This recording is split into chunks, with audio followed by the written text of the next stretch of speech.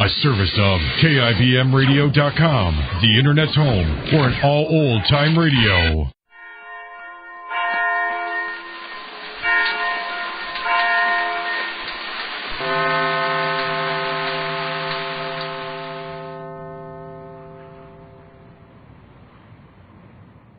The Colgate-Palmolive Peak Company, makers of Luster Cream Shampoo and Colgate Dental Cream, bring you Our Miss Brooks, starring Eve Arden.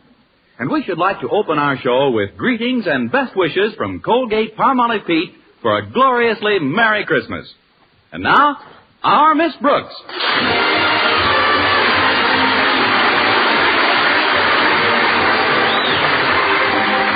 Yes, it's time once again for another comedy episode of Our Miss Brooks, under the direction of Al Lewis. Well, many of us are spending this Christmas Eve with our families and friends. But our Miss Brooks, who teaches English at Madison High School, isn't quite so fortunate. No, my family was too far away to visit, and it seems my friends had other plans. But I made up my mind not to brood about it, and I was trimming a rather tiny tree in our living room when Mrs. Davis, my landlady, joined me. That's quite a nice Christmas tree, Connie. It isn't really a Christmas tree, Mrs. Davis. It's called a friendship tree. You see, I trim it by putting all my greeting cards on the branches with strips of cellophane tape. Looks nice, doesn't it? Yes, it does. You certainly received some pretty cards this year. And the sentiments are so lovely. Look at this one I got from my principal. Mr. Conklin, what does it say, dear? It's very heartwarming, Mrs. Davis.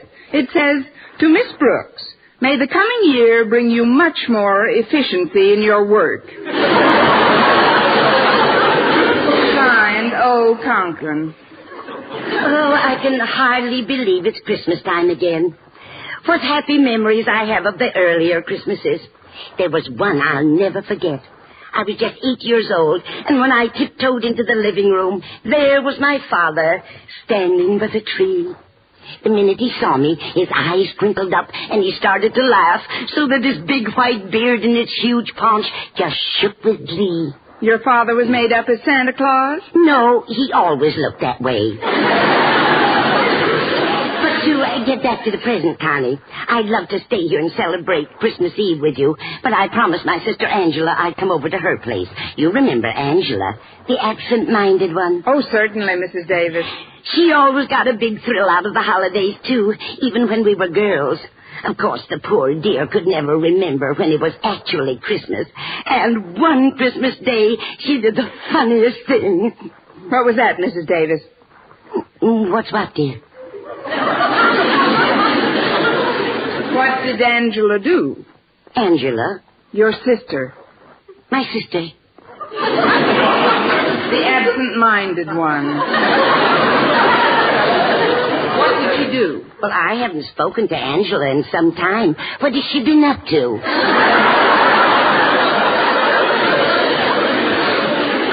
I wish I knew. Maybe I can refresh your memory. Christmas morning, Angela did the funniest thing. Christmas morning isn't until tomorrow, Connie. You must be confused. Well, don't worry about it. I only get these spells once in a while. Well, you shouldn't let it go, Connie. If you don't mind my offering a little advice, I'd like to suggest that you train your mind to concentrate more. I'll do it, Mrs. Davis. Now then, I've developed a little scheme which works wonders for me. Supposing you have trouble remembering where you put things around the house. Well, you just keep repeating the location to yourself with a sort of rhythm. For example, I just chant to myself, the mustard's in the closet, the bread is in the box. The mustard's in the closet, the bread is in the box. Now, isn't that simple? Mustard's in the closet, bread is in the box. Wonderful, Mrs. Davis. If anybody wants a mustard sandwich, you're really ready. Yes. Now, before I do anything else, I want to invite you to join me tonight. Join you? Yes, dear. I'm going over to Angela's house. Oh, yes, that's right. Oh, she's so cute for that little absent mind of hers. Why, sometimes she forgets what she was talking about right in the middle of a... Oh, dear me, I hope there's enough milk for the cat. Well, I'm sure if we... But then maybe someday. Or if it doesn't seem to... And that's why I can't join you tonight. But thanks anyway, Mrs. Davis. I'll just spend a quiet evening at home here. But how about Mr. Boynton? Don't tell me he was too shy to ask you for a date on Christmas Eve. Why do you think there's mistletoe on all four walls? No, Mr. Boynton asked me all right, but then he canceled yesterday. Said he's going upstate to visit his folks for a couple of days. But don't worry about me, Mrs. Davis. I'll have a gay time.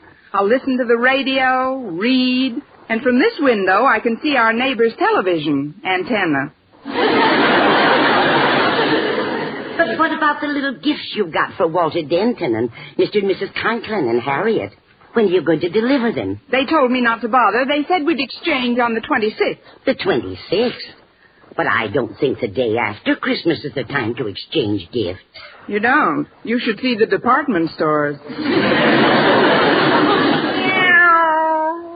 What's that, Mrs. Davis? Oh, it's Minerva. Where are you, dear?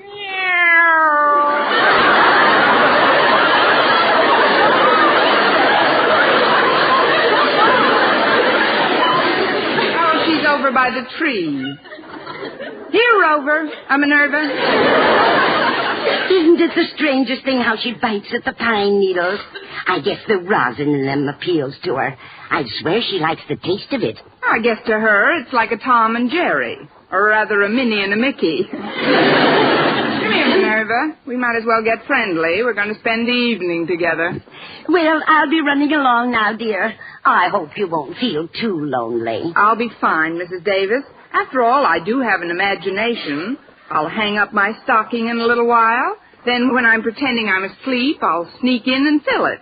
Before you know it, it'll be midnight. Midnight of Christmas Eve. I can just picture it. A short, thin man in a black suit comes sliding down the chimney with an empty bag. St. Penniless, the schoolteacher Santa Claus. Well, at least you're not bitter. Now, Connie, about my sister, Angela. Oh, thank you, dear. About my sister Angela. Yeah? Good night, Dorothy. Good night, Bernice.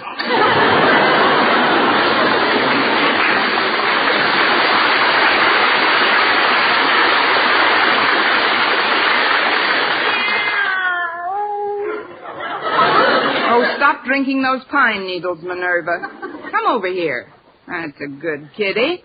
Now I'll just settle down in Mrs. Davis's rocker and we'll have ourselves a nice, quiet rock.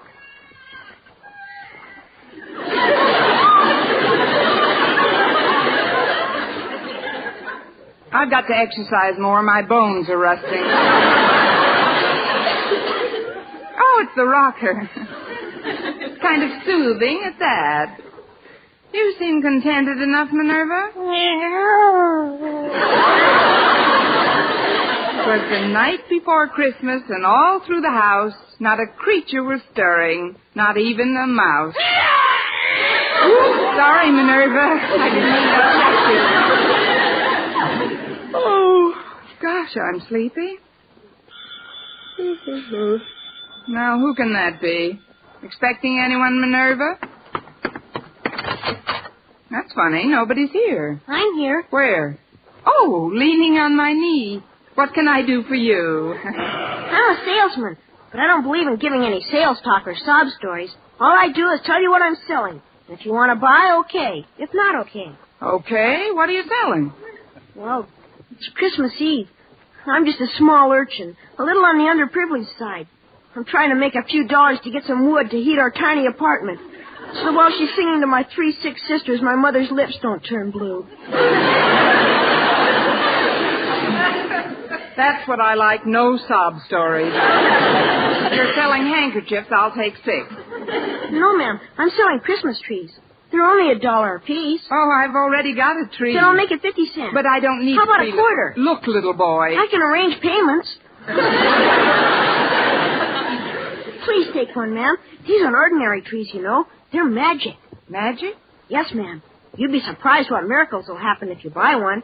Well, a quarter isn't too much to pay for a miracle. It's 50 cents. I thought you said 25. That's when you sounded tougher to sell. Oh. Well, before I melt down to my coal buttons and the stovepipe hat, here's 50 cents. You won't be sorry, ma'am. Here's a little tree. Say, it's kind of cute at that. Would you like to come in and help me set it up? No, I can't. I gotta get right home. My sitter's been alone long enough. Sitter? What about your mother and the firewood? That's just a routine. My folks are attending a dinner the other bank presidents are giving for Father. With the pitch you've got, you'll have your own bank by the time you're 12. Thanks a lot. Good night, lady, and Merry Christmas. Same to you, you little underprivileged millionaire. I'll put this tree over here. Maybe we can find some extra trimmings for it in the morning. Meow. Minerva, will you stop gnawing on those pine needles? I wish I knew what made them so appetizing to her. Meow. Oh.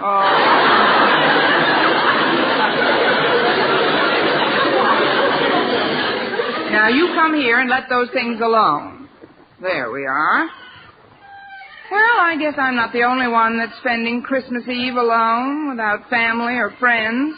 But who can tell? Maybe Santa Claus has something up his big red sleeve that I don't even know about yet. Of course, I do have a squeaky rocker and Minerva. Jingle bells, merry, stuff like that. Oh, what fun it is to rock with a big fat drunken cat.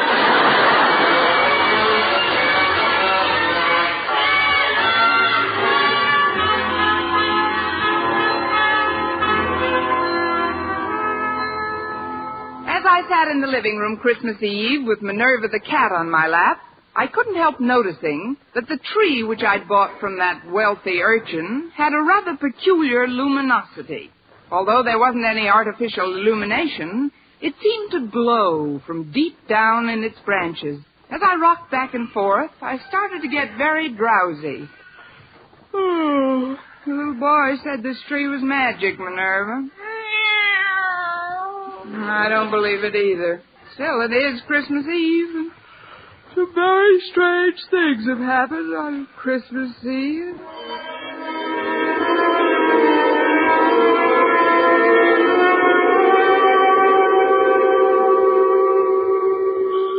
Huh? What's that?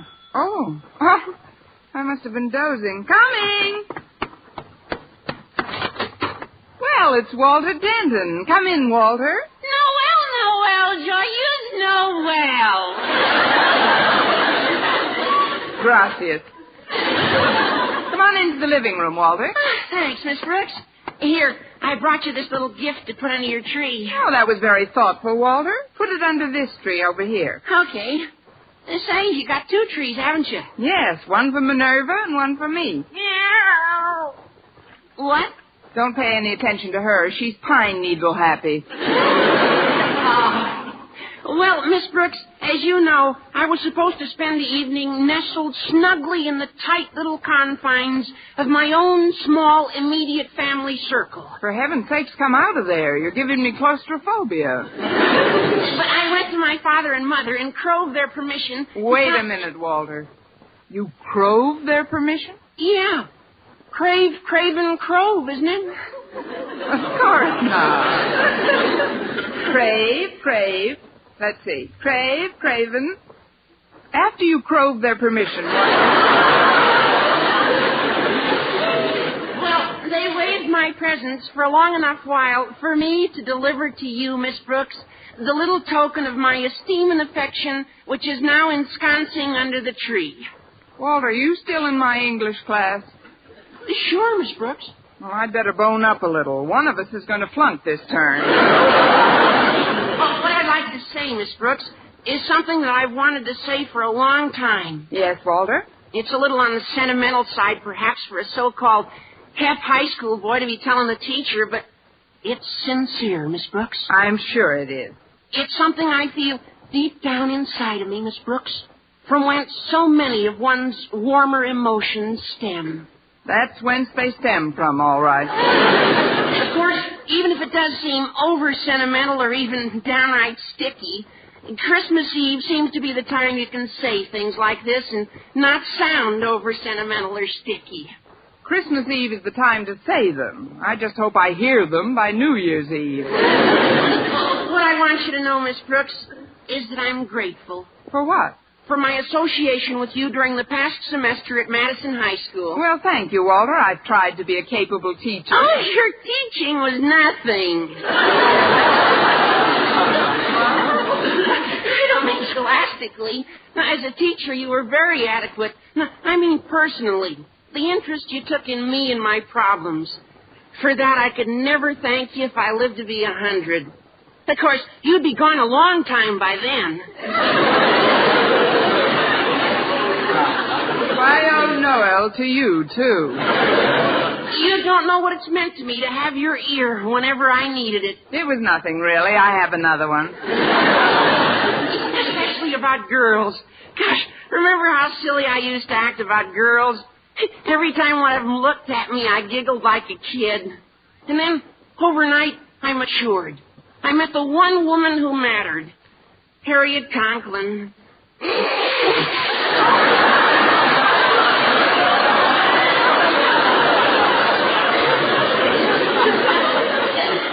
She certainly made something out of you, Walter. I don't know what, but something. And you saw me through the difficult transition period of that amour as well, while Harriet and I were adjusting to one another. It was wonderful to be able to come to you for advice, Miss Brooks. It isn't every boy who has such an interest taken in him by some intelligent, elderly person. Give me back my ear. I can't hear you. Not that you're ancient or anything.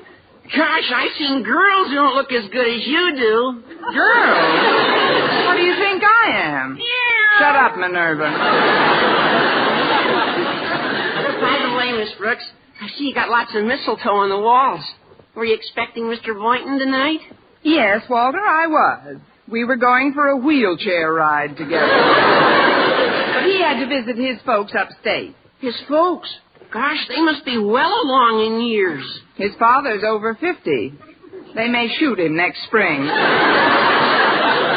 Walter, while you're here, you might as well pick up the little gift I got for you. Oh, but you shouldn't have, Miss Brooks. Where is it? Under the tree on your right.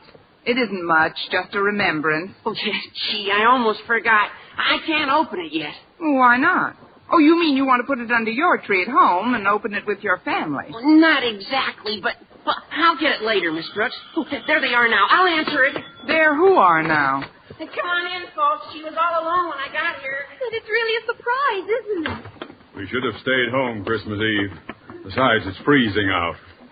Now, Osgood, don't be so grouchy. Hello, Miss Brooks. Merry Christmas. Why, it's Mr. and Mrs. Conklin and Harriet. How are you all? I'm cold.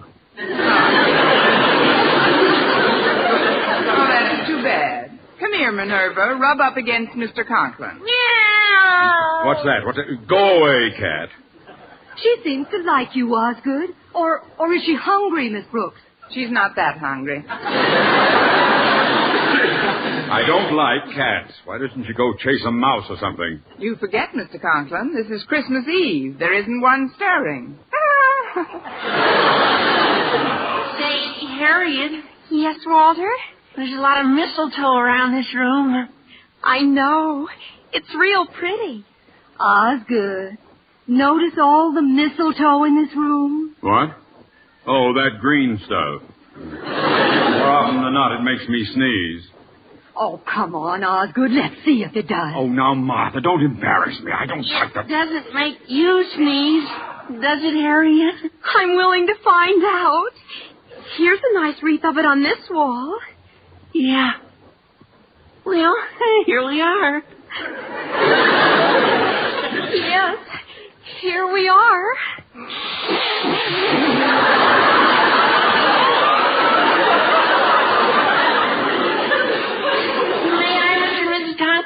If it's all right with Harriet, it's all right with us. Oh, come on, Walter. We're getting old.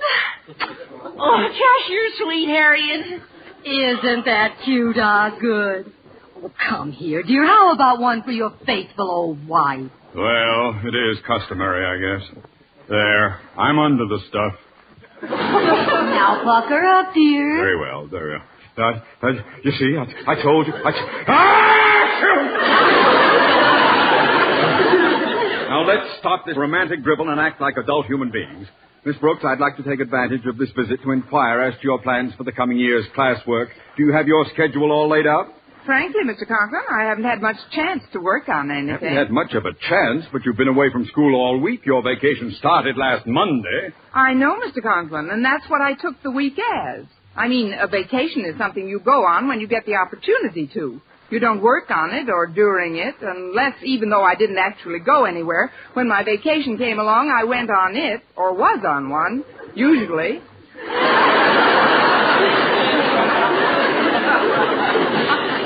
And you wanted to be the head of the English department. Please, Osgood, this is no time to talk of school affairs. We're here to spend part of our holiday with Miss Brooks. It was very nice of you to think about me, Mrs. Conklin. It was nice of all of you. I want to wear a Walter and Harriet. Denton, get my daughter away from that mistletoe at once. Mr. Conklin, Harriet isn't allergic to mistletoe. No, but I'm allergic to you. Harriet's almost irresistible sometimes, especially alongside of older women like Mrs. Conklin and Miss Brooks. Sounds like the bell. I'll get it. Why, Mr. Boynton, come in. Oh, thanks, Miss Brooks. But I thought you were going upstate to see your folks. I was, but they sent me a wire that they wanted to come here for about a week or so. They'll arrive in the morning, so I thought I'd drop this little gift off for you tonight. Oh, but you shouldn't have. Where is it? Let's just put it under the tree in the living room. Look who's here, everybody. Well, it's Mr. Boynton. Hi there, Mr. B. This is nice. Hello, Boynton. Pretty cold out, isn't it? Hello, folks. This is beginning to get more like Christmas Eve every minute. Sit down, Mr. Boynton. I'm certainly glad your folks decided to visit you instead of vice versa. Well, so am I. There's a particularly good reason why I'm glad. There is? Yes. It gives me a chance to see how my guinea pigs are affected by this cold snap. So far, they haven't reacted at all. What do you expect them to do? Blow on their paws? Miss Brooks, have you pointed out the mistletoe to Mr. Boynton? Oh, why don't you stop that nonsense, Martha? It isn't nonsense. Mr. Boynton, look at the mistletoe. Mistletoe? Oh, yes. A very interesting example of the flora found in various areas throughout the globe. An evergreen parasitic shrub, it is indigenous to the regions where apple trees and oaks abound. Now that the lecture is over, may we ask questions? Certainly, Miss Brooks. Want to stand under it?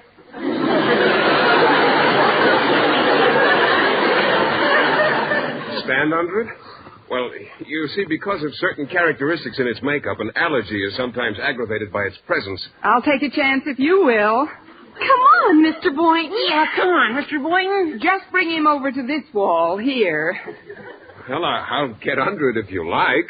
Well, don't just stand there. Can't you see Miss Brooks is cooking? Well, don't fuss for me. I couldn't eat a thing.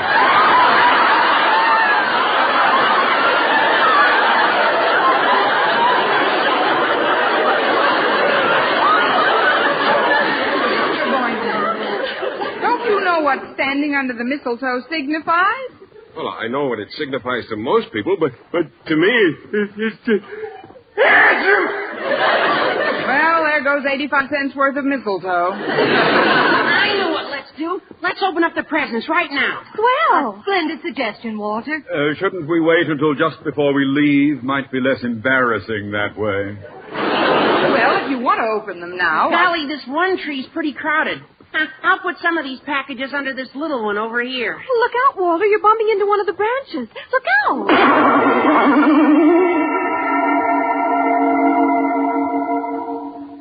Gosh, I got the funniest feeling when I touched that branch.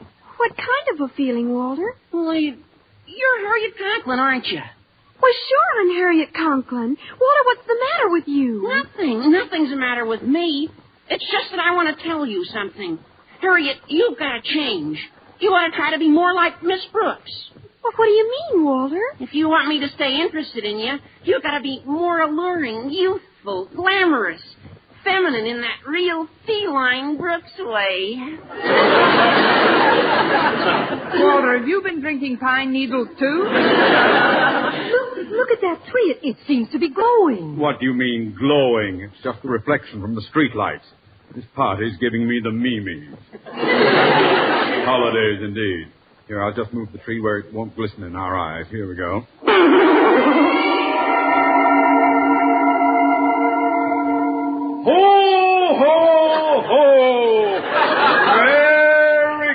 Christmas.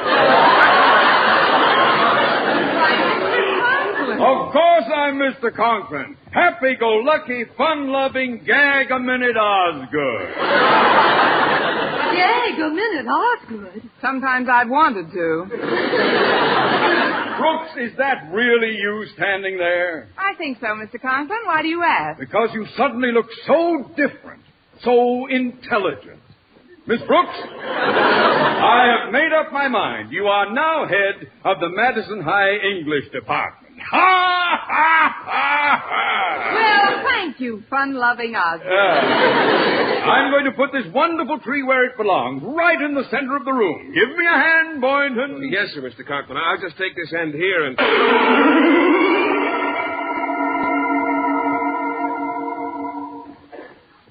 Miss Brooks. Yes, Mr. Boynton? Come here, baby.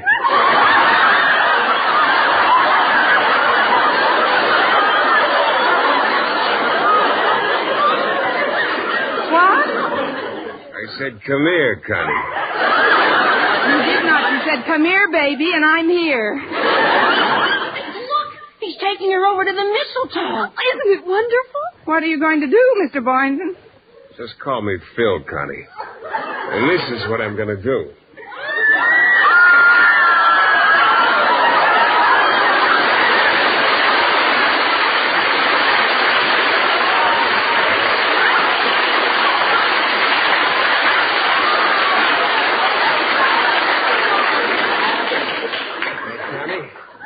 How does that make you feel? I feel like I'm in a dream, Philip. A wonderful, beautiful dream.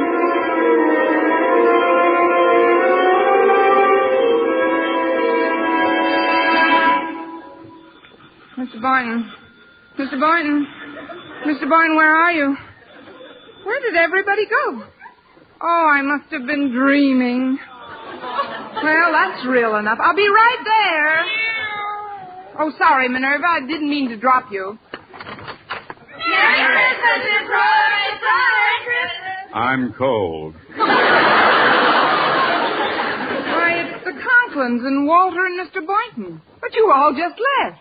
I mean, come in. We thought it would be nice if we spent our Christmas Eve together, Miss Brooks. Yes, and we brought a few little gifts over for you. I'll just put them under this tree here. Yes, do that, Walter. Aren't you going to ask me why I didn't go upstate, Miss Brooks? I know why, Mr. Boynton. Your folks are coming down to see you. Well, how did you know that? I just got the telegram. Don't let's get too carried away with the holidays. We've got to prepare for a hard school season ahead, Miss Brooks. Oh, let's not talk about school affairs now, Osgood. Walter, look at the mistletoe. Yeah, look at it. Now, just a minute before we go through all that again. Would you please touch the tree, Mr. Boynton? The one on the left with the... Why, it's gone. There's only one tree. Miss Brooks, are you all right? Of course I'm all right. Could I have dreamt that part, too? Mr. Boynton, would you do me a favor, please? Oh, of course, Miss Brooks. What is it? Would you touch the Christmas tree? Touch it? Please, it's important. Oh, all right. There. Nothing happened. What did you expect would happen? A miracle. Excuse me, I'll be right back. I'm a little urchin, and I'm selling magic Christmas trees. But you just came here... Please buy one, lady. They only cost 50 cents apiece. 50 cents? That's right. Here's $2. Give me 4 of them.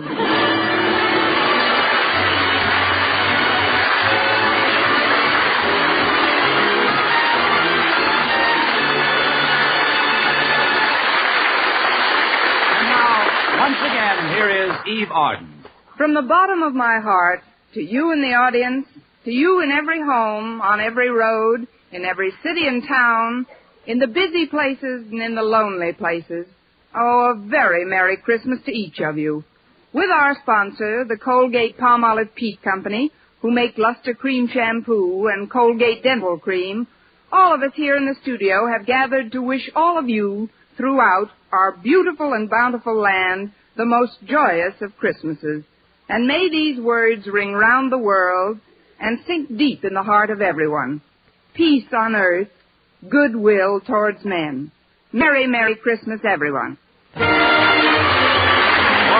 liberally sprinkled glass, listen to Mr. and Mrs. North. Tune in Tuesday evening over most of these same stations. And be with us again next week at the same time for another comedy episode of Our Miss Brooks. Bob Lamont speaking. Stay tuned now for Jack Benny. This is CBS, Columbia Broadcasting System.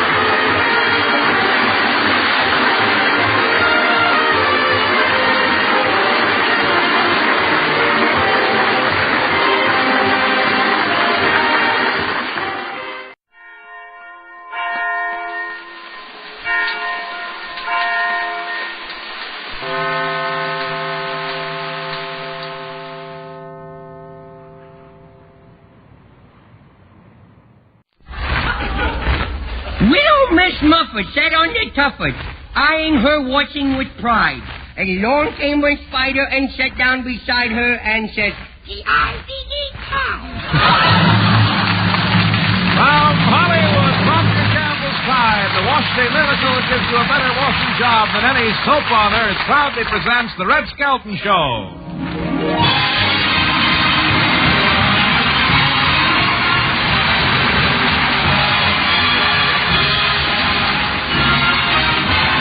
With Red Skelton, David Rose and his orchestra, Lorene Peddle, Pat McGee, and Dick Ryan, and John Holbrook will be me, Rod O'Connor.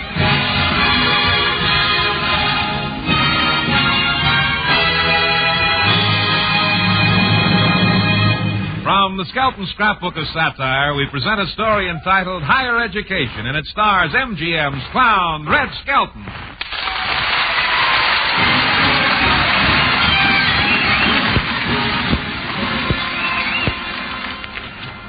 Well, how are you there, Mr. Fred?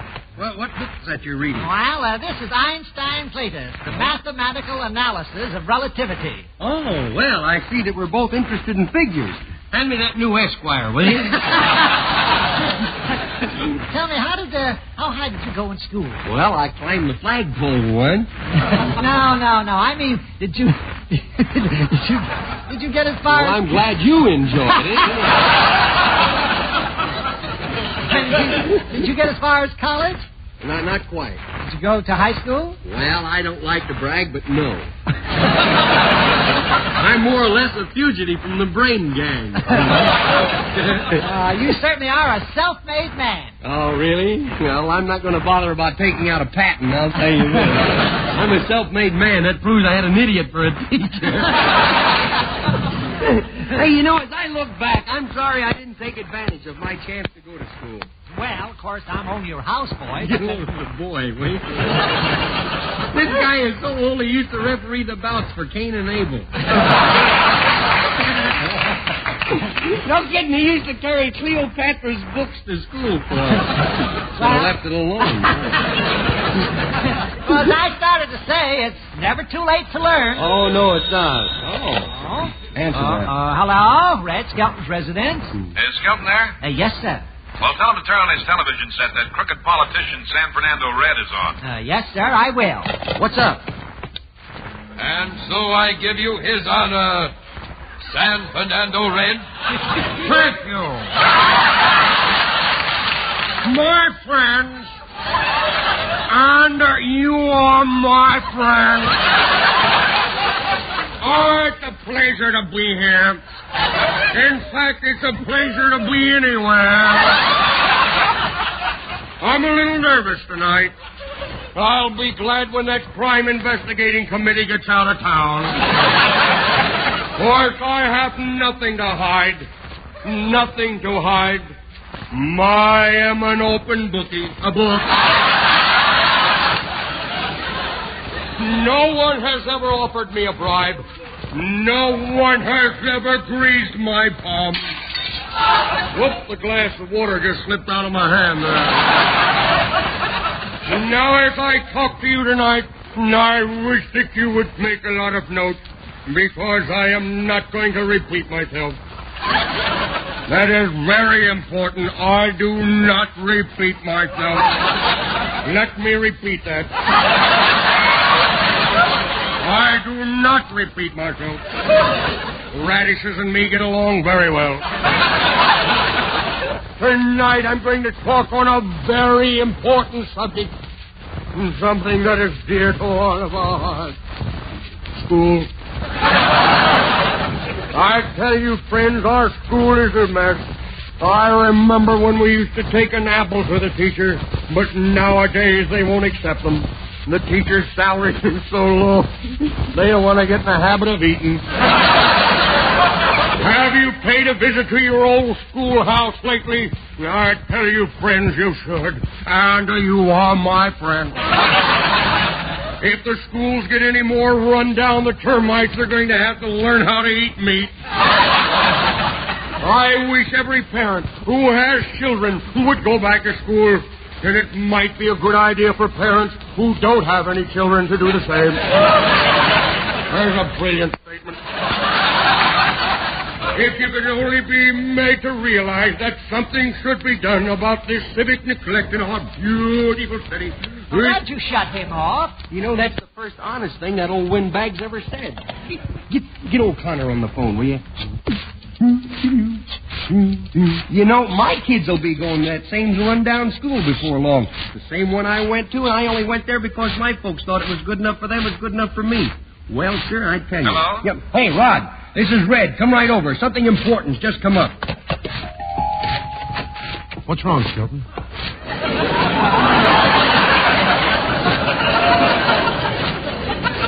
What kept you? The traffic was a little heavy. Well, that's a cut if I ever saw one. Hey, did you hear San Fernando Red what he suggested? You mean about parents going back to school to see the condition their children are being taught under? Yeah. What do you say? Shall we? Yeah. Good. Gee, I'd like to see that teacher I tried to kiss once. Really? Boy, she was pretty. Yeah? You tried to kiss your teacher, huh? What'd she do? Made me stand in the corner with the rest of the boys. Hey, did you know that I was in love with my school teacher in the 5th grade? No. Of course, nothing ever had developed from it. There was a slight difference in our ages. She was 21 and I was 32. You know, I think everyone who ever went to school had a romance of some kind. I remember one guy who had 10 girls at one time. What happened? Well, I'll tell you, Rod. Okay.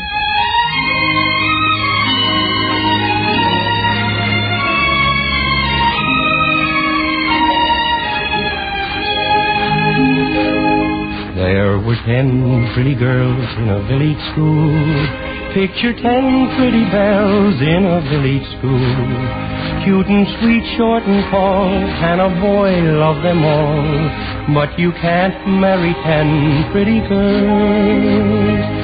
There were 10 pretty girls, and I'll tell you this, that the boy's greatest thrill was to steal a kiss.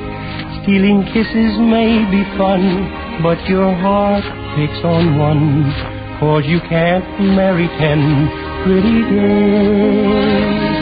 Now 5 were blondes and 4 brunettes. One was a saucy little redhead.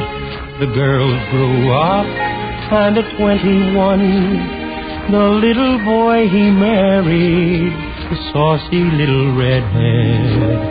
Now there's one pretty girl in the village school.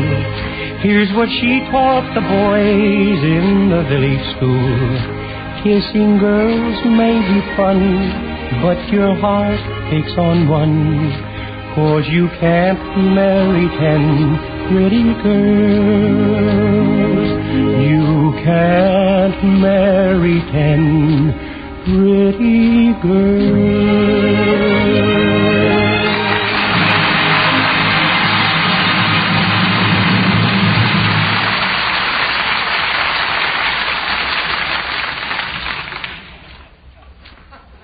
These days, it's not so much how you wash your clothes as what you use.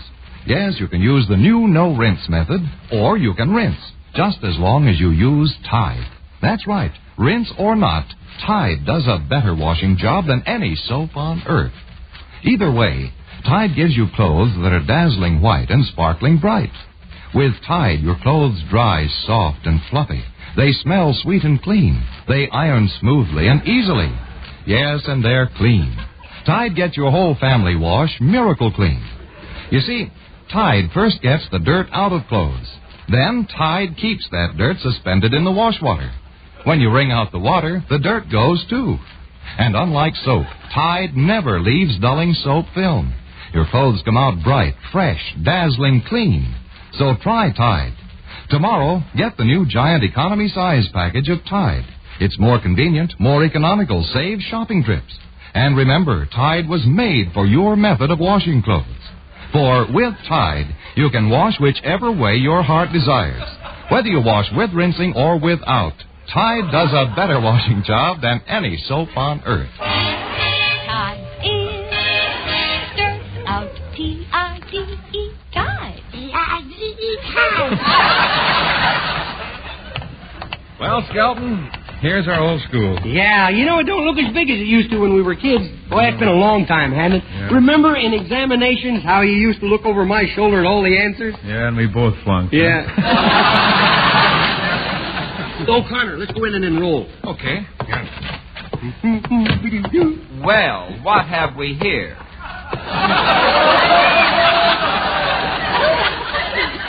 I was going to ask the same thing about you. We want to enroll into school. Oh, I thought you were playing trick or treat. Yeah. Here, fill out these registration papers. Okay. First, write your name. Name? Yeah. Stop copying from each other. Just write your name. Okay, Red Skelton's my name. You're really Red Skelton? Yeah, what's wrong with me being Red Skelton? Nothing, but we all have to go sooner or later. But you're being stubborn about it. What course would you like to take? Well, I think a course in public speaking would be good for me. Yeah, well, think of something that would be good for the public. Have you finished filling out your papers? Yeah, we're done. Very well. Have your mother sign on the bottom Now, line. wait a minute. I'm old enough to look after myself, Buster. A mother's endorsement will always help. It didn't help Jimmy.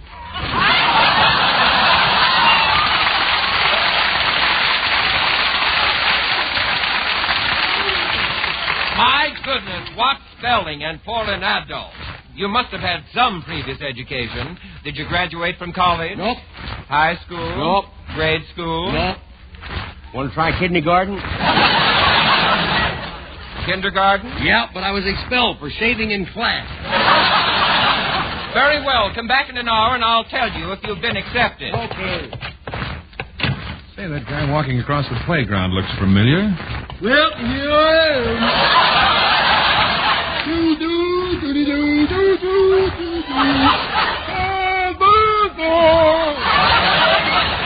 Now all I gotta do is sit down and wait for the hogs to arrive. Well, Clem Cadiddlehoppers, I live and breathe. Well, I wish I could say the same thing. You know, you're the last person I expected to meet at school. Really? How'd you get in? How'd you get in? Through the door. That's a nice question. You sure we ain't reading each other's lines here? Hey, when I hear something like that, I begin to worry about my status as the champion moron, you know. Well, I can't understand how I accepted you as a student when Red and I couldn't make it. Oh, I'm not a student. Well, that makes me feel better. Yes, I'm a professor. How can you be a professor? I'm a professor. I teach Upalabica. Upalabica? What's Upalabica? I don't know, but I'm teaching it.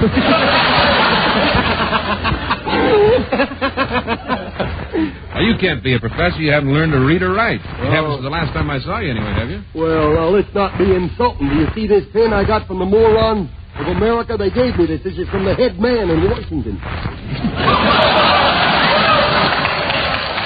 No. Not the one you're thinking about. This, you mean there's more than one? Yeah? Well, what's it say on it? Well, if I could read it, they'd take it away from me. Well, just what are you teaching here? Well, I'm teaching, name a few subjects. You gotta come back to me. Sociology? No. Anthropology? No. Archaeology? No, none of them foreign languages. It's modern art. Modern art. Modern art? Well, here's one of my latest paintings, if you care to look at it. It's called, The Peeping Gopher. See, there he is. Say, that isn't bad, Clem. It really looks like a gopher. Yeah, well, it ought to. I use myself as the model. Here's one that might interest you. It's called, The Bathing Beauty. I used a live model, one of the Eddie Kaminsky models. Mm-hmm. It's just a canvas painted green. Well, she didn't like me, and she pulled the shade down. too fast for him. He didn't get that. So you teach modern art? Yeah. This morning, they paint so realistic in my school that this morning the kids painted an apple, an orange, and a banana. Where's the There it is, over there. All right. Kind of silly when you don't give you the right line. Yes, it is.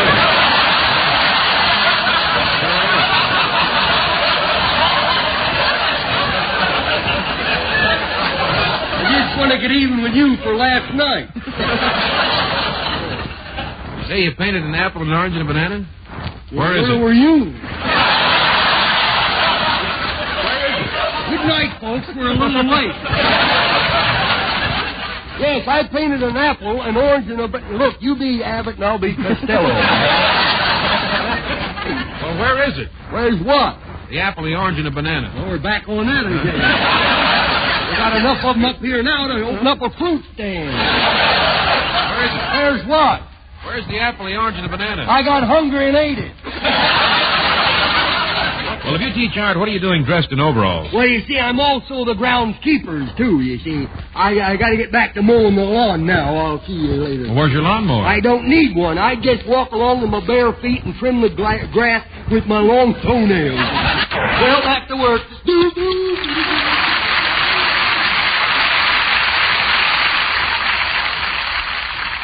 Well, look what it says on the school bulletin board. All students are invited to the assembly hall to hear Dave Rose and his orchestra play Gypsy Airs, featuring the world's greatest trumpet player, Rafael Mendez.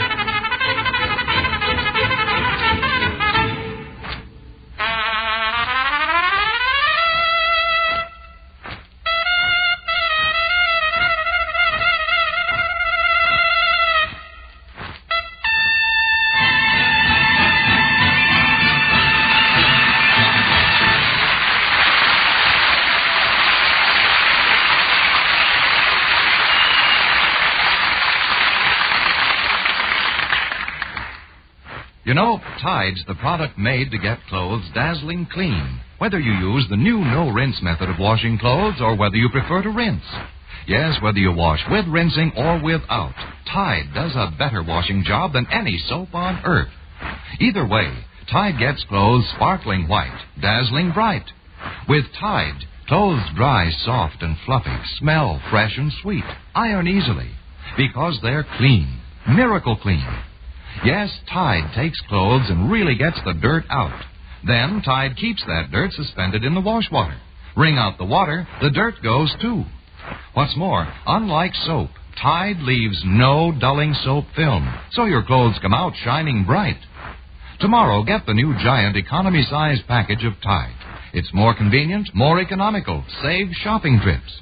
And remember, Tide was made for your method of washing clothes. For whether you wash with rinsing or without, Tide does a better washing job than any soap on earth.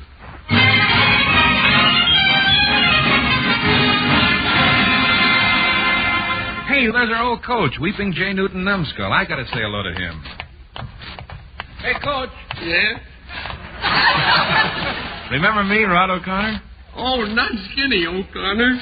Yeah. You sure flabbed up, didn't you? Oh, it's good to see you, though. I listen to you on the air every once in a while, you know. I always did vote you as a student, most likely, too. You know, it's sure good to see the old school again. Yeah, but it's not the same anymore. They used to teach reading and writing and arithmetic. Last year they taught Dianetics. This year they're teaching Libonetics. You know what that is. Oh, sure. Libonetics is a science of discursive reasoning formulated to create a more profound sensitivity between collective individuals united to debilitate the cataclysmic phenomenon of life. Blabbermouth. Well, I better get into the gymnasium, I guess. Well, what are you so sad about, Coach? Who's sad? That football team that's so sad. 20 years now, we haven't won one game. We ain't scored one lousy touchdown. I thought this was going to be our year. I thought we would get invited to the Rose Bowl.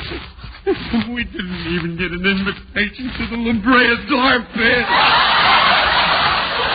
Well, maybe you don't have good enough players. All the players are good enough, all right. They sure cost money. That fullback's always full. Well, why did I have to be a football coach anyway? Why did I give that carefree life as a panhandler? I don't know.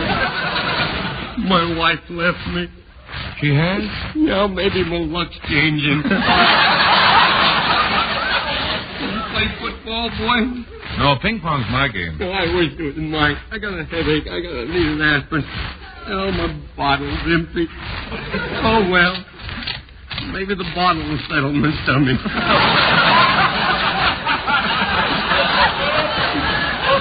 You know, our last game, I thought sure that team was going to pull an upset. We were playing Mrs. Gallahooty School for Girls.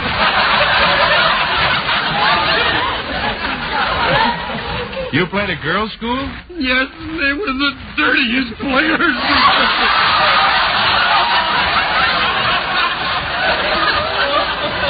They kept slugging with their curls on.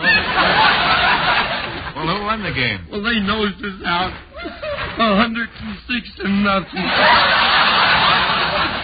I got a little heartburn. I guess I'll have to take out some fire insurance. Oh, I hate to think of what's going to happen to us when we meet USC. The University of Southern California? No, the United School for Crocheting. I don't know. We won't win, though. I don't even know why we're going to play. I said to Al Jennings, my quarterback, last week, I said, what's wrong with you, boy? I said, you've been staying out late at night? He said, no. And I said, well, have you been drinking? He says, no. I said, well, have you been running around with girls? He says, no. And I said, have you been studying? He says, yes. I just, well, it's got to stop. I won't have my men breaking training, you know. Well, buck up, Coach. I'll see you around. Well, don't count on it. I'd shoot myself if I wasn't out of season.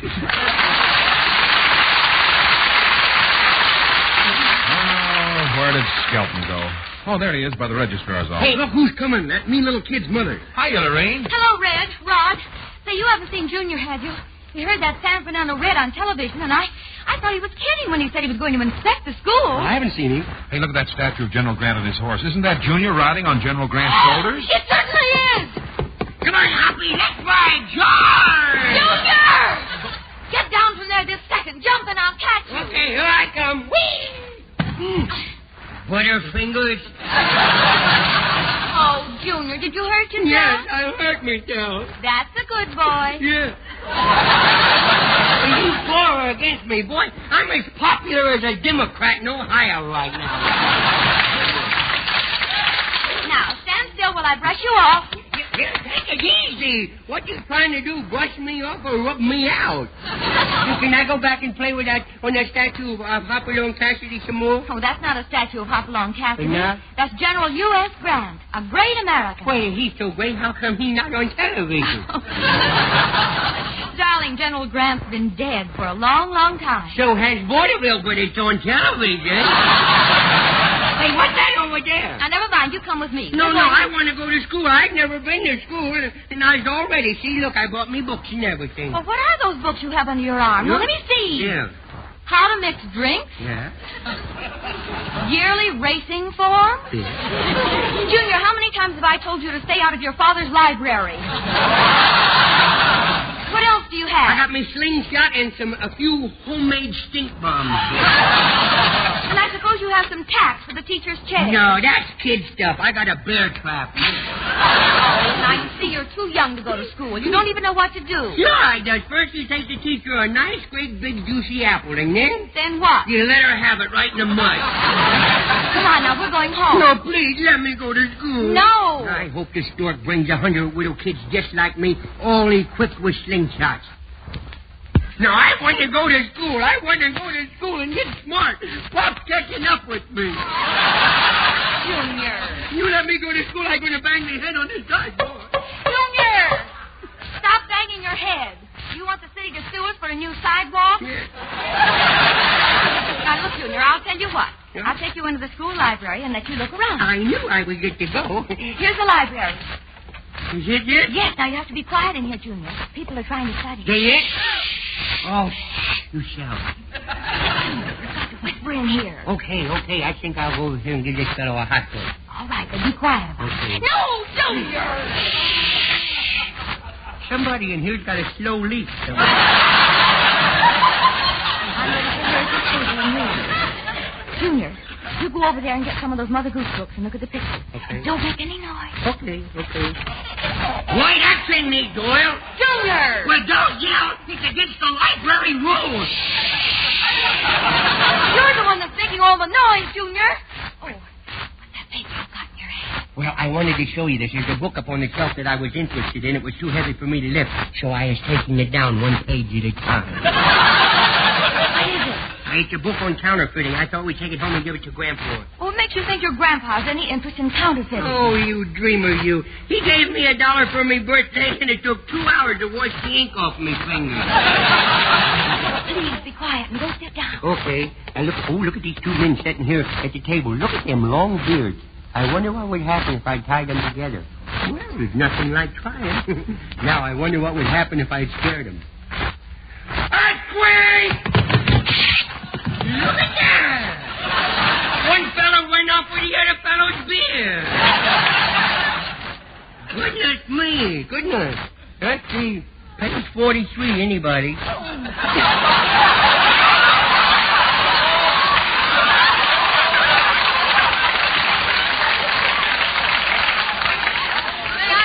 When I cut him, I cut him. If you want to know where we are, just look anywhere and read. Things like this happen, throw in a commercial. Junior, really, you should be ashamed. Why? I've tried to give you everything. All my hopes and my dreams are shattered. My life is a shambles that can never be rebuilt. Oh, goodness, now that you've found your place, let's not get sickening about it.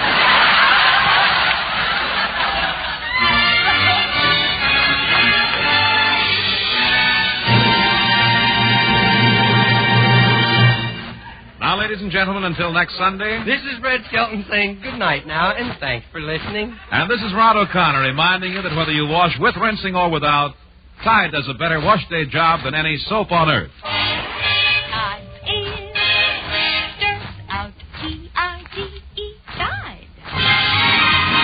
Join us again next Sunday for the Red Skelton Show. This is a copyrighted feature.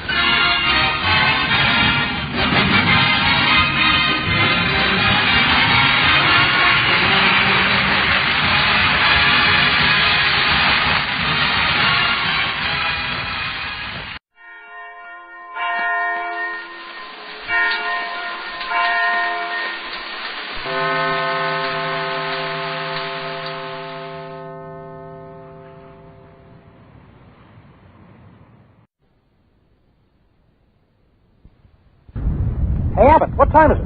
It's time for the Abbott and Costello Show. We're on the air here in Hollywood. Well, what are we waiting for? Let's go with the Abbott and Costello Show.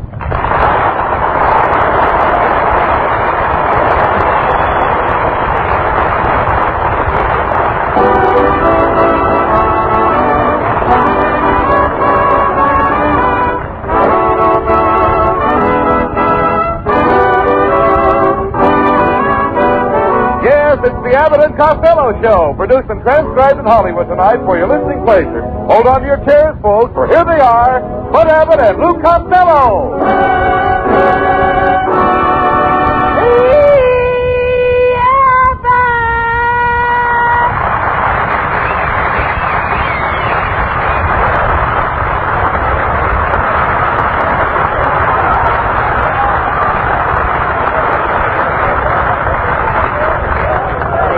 Costello, come here.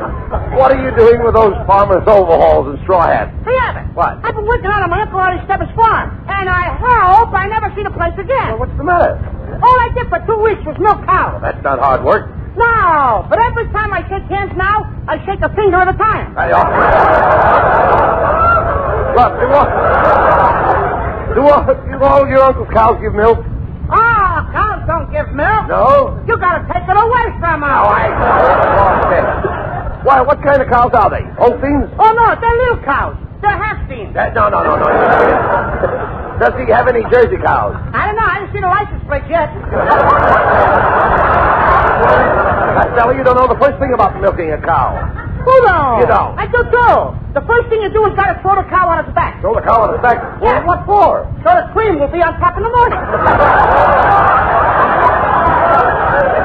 Hey, you know my Uncle Artie Stebbins loves his cows? He does? He has a phonograph that plays music while you're milking the cow. Now, don't be silly. What music could you play for a cow? Sweet, rosy, oh, grade A. Great, oh.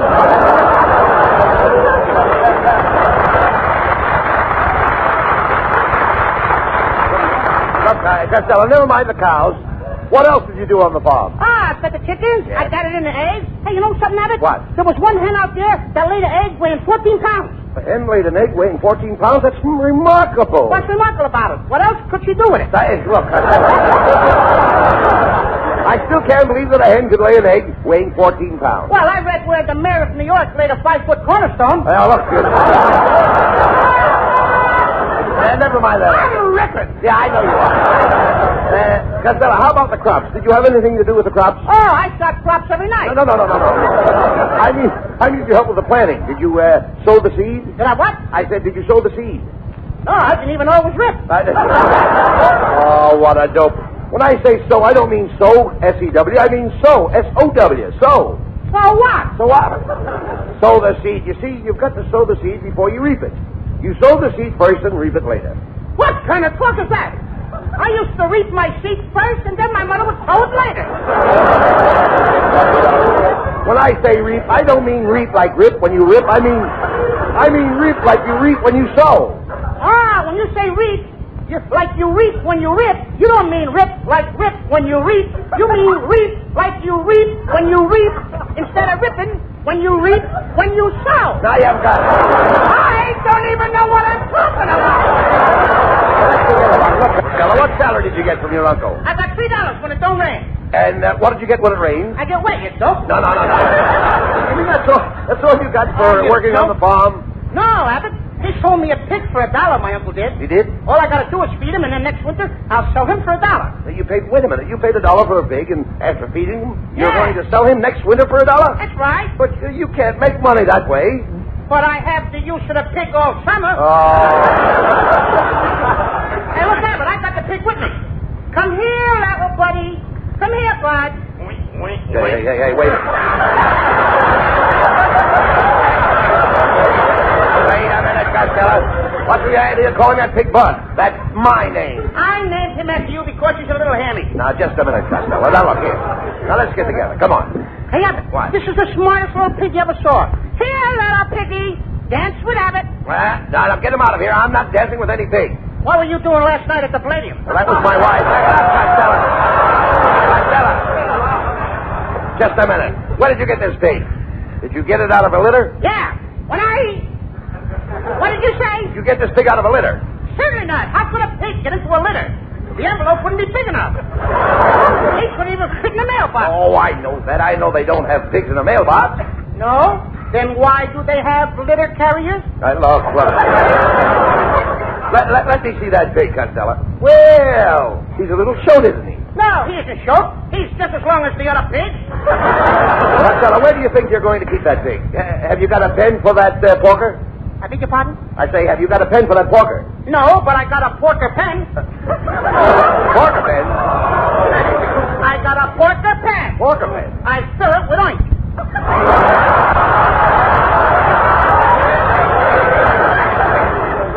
Stop talking like an idiot and get that dirty pig out of here. I don't like swine. You don't like swine? No. Then why don't you drink water?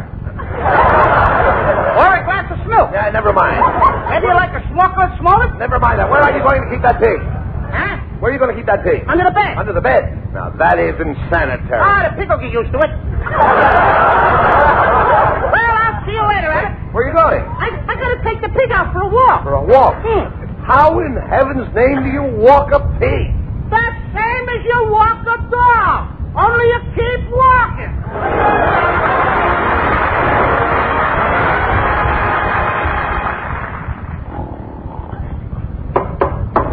All right, buddy. Get up off that bench. Oh, it's you always, Mr. Smith. Hey, Mr. Abbott, what are you doing sleeping on a park bench? Oh, that dumb Costello brought a pig home and we got kicked out of our apartment. Now, where is that dope? Costello! Costello! I'm over here! Now I'm over here. I was over there. I was washing my face in the wash basin. That's not a wash basin. That's a bird bath. No wonder those woodpeckers put these lumps on my head. Never mind that. Where did you get that yellow beret? Ah, that's not a yellow beret. One of those woodpeckers had a bomb sight. He dropped an egg. I guess the yoke is on me. Yeah, all right. Look, we've got to find ourselves an apartment. But first, we've got to have some breakfast. Gotta have some breakfast? Yeah. Well, I'll tell you what we do, Abbott. What? We'll have a little breakfast. You know what I'll do? What? I'll climb up the tree and I'll catch a squirrel. How's that? A squirrel? Yeah, we'll have that for breakfast. Don't be silly. How could you catch a squirrel? Ah, it's easy. I just climb up in a tree and make a noise like a nut. Oh, please. Will you talk sense and fold up those newspapers. Will you please fold up those newspapers? Okay, I'll fold them out. We may need them for cover again tonight. Not me. I'm not sleeping on any more newspapers tonight. Last night I slept under the comic section. I can get a wink of sleep. Why not? Diet Smith kept getting me up all night to answer the phone. All right, come on. Let's get out of the park and find a place to live. Hey, Abbott, wait till I get a little buddy, the little pig. Leave that pig here. Come on. Come on, Piggy. We'll go find an apartment. Hey, there's a real estate office, Abbott. Let's go in. Okay. Good morning, gentlemen. What can I do for you? I would like to rent a 3-room apartment. You would like to rent a 3-room apartment? You'd like to rent a 3-room apartment? Oh, you mad, silly, impetuous boy, you. All I want to do is rent an apartment. All you want to do is rent an apartment. Why don't you ask me for a date with my wife? Okay, but one thing at a time. Come on, Costello. Let's try somewhere else. Hey, Costello. What? We'll find a phone and call up another real estate office. Hey, there's a grocery store over there on the corner. Come on.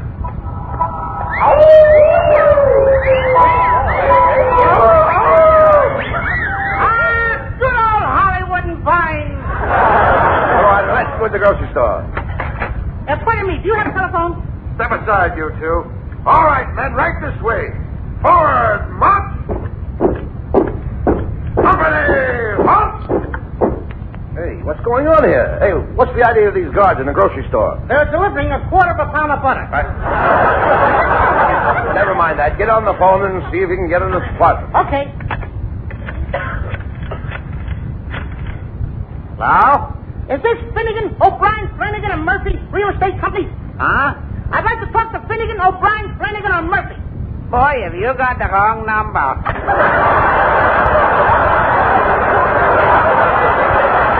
Hello, Mr. Abbott and Mr. Costello. What are you doing in this neighborhood? Oh, hey, Abbott, it's a lovely actress, especially me mucho. We're looking for a place to live, Miss Mucho. Oh, the housing shortage is exasperating.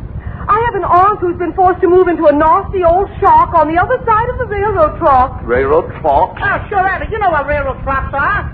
That's where the chow-chow troon runs on. The chow-chow troon? Oh, they wrote a song about it. The Itchison Kabuka and a Sunta Foo. My goodness, Costello, what is that under your coat? Is that a hole? No, it isn't a hole. That's a baby poo. Miss Mucho, do you know where we can get an apartment, please? I think Mrs. Niles has a vacancy. Well, a cheerio and a pip-pip to you. And a cherry pie and the La Brea car pitch to you, too. Man, come on, Costello. Let's get over to Mrs. Niles and see about that apartment. Hey, look who's coming up the street. It's our old friend Melonhead. Hello, boys. Hello, Mr. Melonhead. Hey, we're looking for an apartment. We got no place to live. Well, you're just the boys I'm looking for. I've got a room for you out on my ranch. All I ask, Costello, is that you do a little work to pay for the rent. Now, what do I have to do? It's very simple. The first thing you do is roll out of bed at 4 o'clock in the morning. You milk 20 or 30 cows, fetch a few barrels of water from the well, chop down a couple of trees for firewood, feed the chickens and goats, and bingo, you're ready for breakfast. Could I have a little extra bowl of Wheaties? Certainly. Now, right after breakfast, you overhaul the tractor, plow 5 acres of ground, dig a couple of sacks of potatoes, then you run over to the barn and pitch a few tons of hay, then you skip into the orchards, pick 50 or 60 barrels of apples, sort them and crate them, you spread 3 wagon loads of fertilizer over the onion patch, and bingo, you're ready for lunch. I'll just have a chocolate soda. I don't want to waste any time. It's much faster.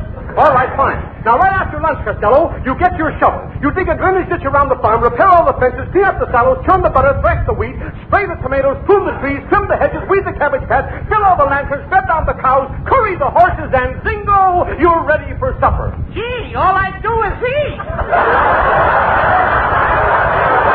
Now, after supper, Costello, after supper you hitch up the buggy and take my daughter for a ride in the moonlight. She's a gorgeous, captivating redhead with lily white skin and ruby lips. You drive down the lane, you hold her hands in yours. Suddenly, the horse stops. She moves over close to you, you put your arm around her waist. She puts her head on your shoulder, and then do you know what you do?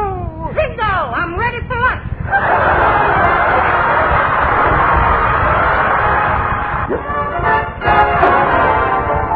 With Carl Hoff in the orchestra, here's Amy Arnell waiting for the train to come in.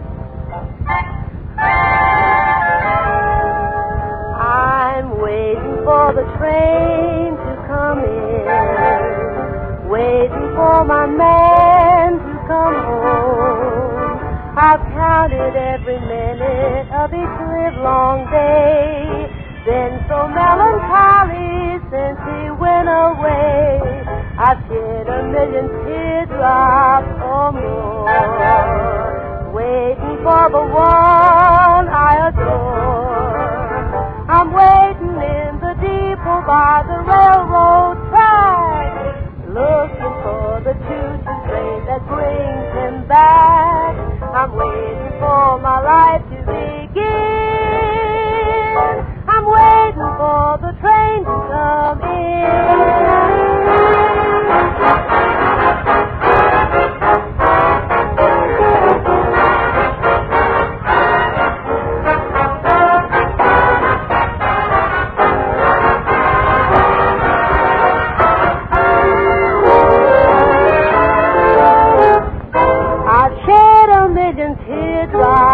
Or more, waiting for the one I adore. I'm waiting in the depot by the railroad track, looking for the choo-choo train that brings him back. I'm waiting for my life to begin. I'm waiting, just waiting.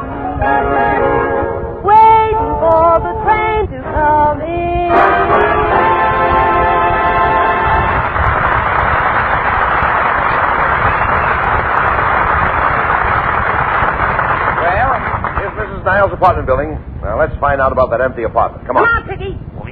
Wait a minute, Costello. You can't take that pig inside. Yeah, but I can't leave the poor little pig out here in the street. He's a stranger in town. He wouldn't have anybody to talk to. Are you trying to tell me that pig can talk? Oh, sure he can talk. Take it, Piggy. This here, you relay. See? That's pig whack.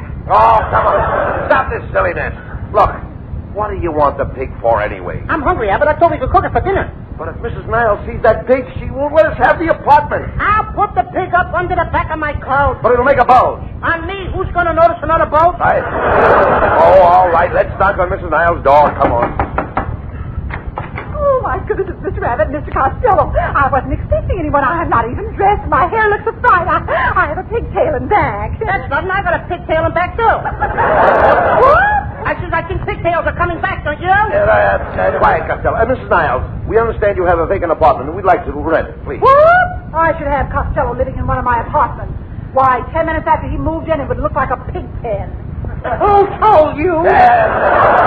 Quiet, Costello. Mrs. Niles, Costello isn't really a bad fellow. Come. Yes, Mrs. Niles. Everybody says I have a heart as big as a watermelon. Yes, and you have a stomach to match. Now, just a minute, Mrs. Niles. What right have you got to talk about my appearance? Get a load of those long ears of yours.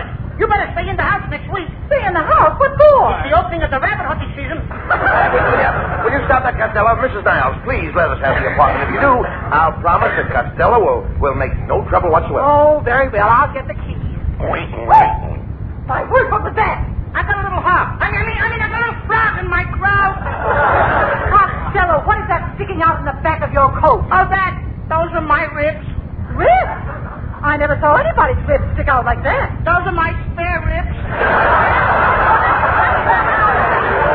I don't know. There's something fishy going on here. I'll be back in a few minutes. You see, Costello? She almost caught you. Now, you can't sneak that pig in under your coat. You know that. Oh, wait a minute, Abbott. Look. There's a nurse taking a baby out of that baby buggy.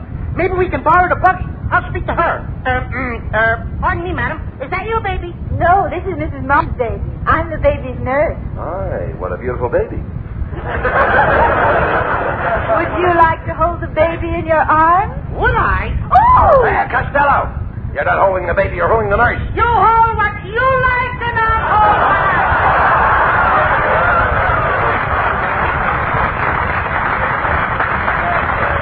Look, miss, we'd like to borrow your baby carriage. Oh, do you have a baby? Yes, I do. I have it on my back, under my coat. What's the baby doing there? He likes to ride piggyback. I never heard of carrying a baby on your back. Well, I'm part Indian. Well, I'm taking Mrs. Martin's baby upstairs now, so you can borrow the buggy.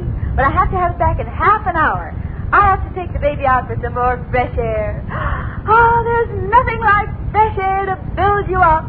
You must have spent a lot of time in the open.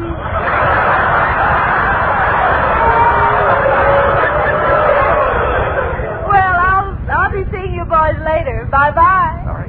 Hey, quick, Costello. What? Get the pig in the baby buggy before Mrs. Niles comes back. Come on. Hey, I can hardly wait till we get this pig in the apartment and we can start cooking it. Boy, am I hungry. Yeah, I can taste those pork chops now. Hey, quick, here comes Mrs. Niles.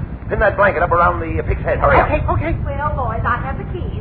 Oh, who have you got there in the buggy? Mrs. Martin's baby? Yes. We're minding him for his nurse. Oh, I must see the little darling. My word, look at that blanket up around the poor thing's head on a hot day like this. Well, the poor thing will be bacon. Yes, any minute. My, just look at the nose on that child. I don't like to gossip, but he's got a nose just like his father. Well, here are the keys to the apartment. And, Mr. Costello, I want you to remember the rules of this building. First, there'll be no cooking in the apartment. Secondly, there'll be no noise, no parties, no dancing, no singing, no playing the radio after 9 o'clock, no loud talking, no heavy walking in the halls, and no banging doors. Do you understand that, Mr. Costello? Yes, Mrs. Niles, but I think it's only fair to warn you that my corduroy pants squeak a little. Come on, Costello, let's get to the apartment. I'll see you boys later.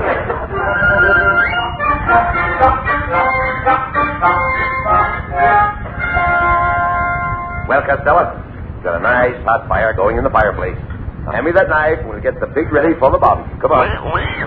All right, Costello, grab the pig, and let's get it over with. Abbott, we can't kill this little pig. Why not? Look at the way he's looking at us with his little brown eyes.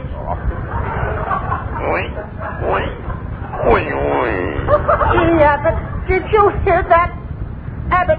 What? He said that, Costello, watch out! Look out! He slipped out of my arms. Where did he go? I think he ran under the bed. Well, crawl under the bed and get him out. Okay. Hey, what was that? I think I knocked over my piggy bank. Come on out here, Piggy. Hey, Piggy. Hey, little Piggy. Oh, my goodness. Who is it? It's me, Mrs. Niles. Oh. Holy smoke! We gotta hide the pig again, Abbott. Where will we hide it? Wait a minute. Put him in the dresser drawer. Boys, open the door. Just a minute, Mrs. Niles. We're dressing. Yeah, hurry up, Costello, and get that pig in the drawer. Yeah, all right. Yeah, but look at that. Isn't that cute? He's trying to get into my pajamas. Darn that pig. Coming, Mrs. Niles. Oh, hello, Mrs. Niles. Don't hello me. Goodbye, Mrs. Niles. What's all the squealing and noise going on in here? We were just rehearsing a play. What play? Pygmalion. Look. What's the matter with Mrs. Niles? Those pajamas. What about them? They're mine. They're crawling out of the dresser drawer. They're still mine.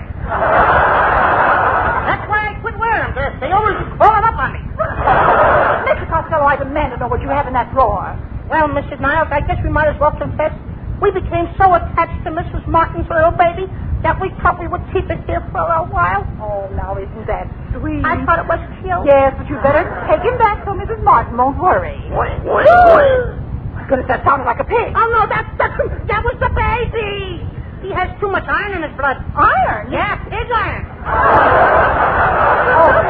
Oh, I see it all now. You do have a pig in that drawer. Why, of all the nerves. How dare you bring a pig into this apartment? Here, give me that pig. I'm throwing it out here this minute. Wait a minute, Mrs. Niles. You can't throw my pig out. He's all I have left in the world.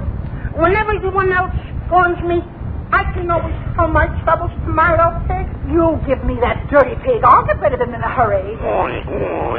Wait. Mrs. Niles, please wait. I can't throw this little pig out now. And why not? Didn't you hear what the little pig called you? No. What? Mother.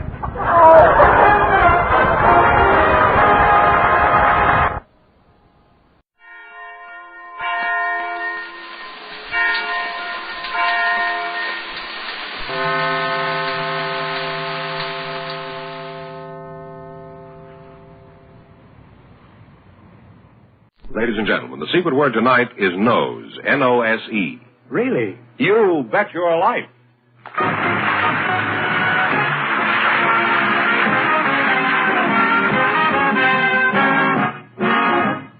The National Broadcasting Company presents Groucho Marx in You Bet Your Life, the comedy quiz show transcribed from Hollywood. Here he is, the one, the only...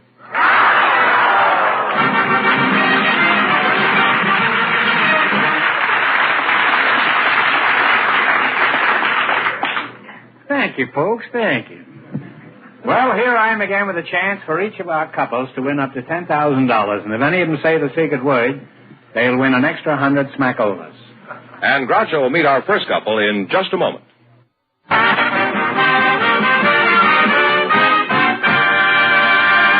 Groucho, Cornelia Hendricks and Romaine Fielding are waiting to talk to you, so put you in, please, and meet Groucho Marx. Welcome to You Bet Your Life. Say the secret word and divide an extra $100. It's a common word, something you always have with you. Cornelia Hendricks and Romaine Fielding. You're Cornelia. I'm Cornelia, yes, Captain. Are you married? Yes. You have 5 children, huh? No, only 2 daughters. You're 28 years old? No, I'm 47.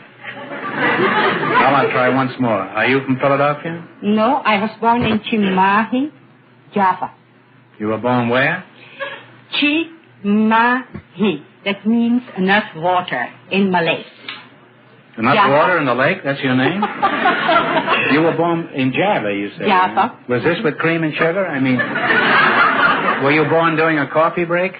My folks lived there. No. Now, your name is Romaine Fielding, huh? That's right, Roger. That's you. I've been trying to think where I've heard that name. Romaine Fielding? Was he a big movie star about 40 years ago? Oh, that's right, Groucho. Actually, he was a contemporary of Francis X. Bushman in the old silent days. Oh, that was your father. Well, since you had his name, are you following in his footsteps? Are you in show business? No, I have no particular talent for acting, Groucho. Don't you have any talent? Can you sing or dance or tell jokes? Can you stand on your head? No, the only thing when I was in the service, I used to be able to do the manual of arms forward and backward verbatim. Well, I doubt if you can get much of a spectacular with that kind of an act. Well, that's what I thought, too, but we had one interesting experience when I was apprentice seaman of the Navy down in Guantanamo Bay, Cuba. We were lined up, all the apprentice seamen were lined up for inspection. So along came the Secretary of the Navy, which was then Mr. Knox, Admiral King, who was then Admiral of the Fleet, and the commanding officer of the vessel. And about this time, this lieutenant says to me, "Sailor, step out here. You know so much about this, you don't have to..." What, were you a common sailor? I was a real common sailor. A gob. Oh, I was the most gobby. Yeah. So anyway, he throws the piece at me and stand at attention. He said, "Describe the position of attention." I said, "Position of attention, heels on the same line as close together as confirmation then permits, feet turn out equally upon an angle of 45 degrees, knees straight without stiffness, hips level and drawn back slightly, weight of body resting equally on hips, shoulders squared and falling, thumbs along the seams of the counters, back the hand out, fingers curled naturally, head erect and square to front, chin drawn back slightly, so that's the head and neck is vertical, eyes straight to front, and assuming the position of attention, heels are brought together smartly and audibly, the mind as well as the body must be at attention." I said, "Would the lieutenant like to have it verbatim backwards?" He was sort of dumbfounded. He said, "Yes." I said, "Attention at B must body be as well as mind be. The mind as well as the body must be at attention. Front, two straight eyes straight, two front." I like it better this way. It's clear. I didn't get it the other way. Well, go on. Well, anyway, so the next thing he says to me, "All right, being at the position of attention to come to port arms." So I said, "Raise and carry the preach diagonally across the barrel of the body, regress at the same time with both hands, right to small stock, left to balance, barrel sloping, crossing opposite jump to the neck, left shoulder, right forearm horizontal, left forearm close to the body." I said, "Would the lieutenant like to have that verbatim backwards?" He said, "No."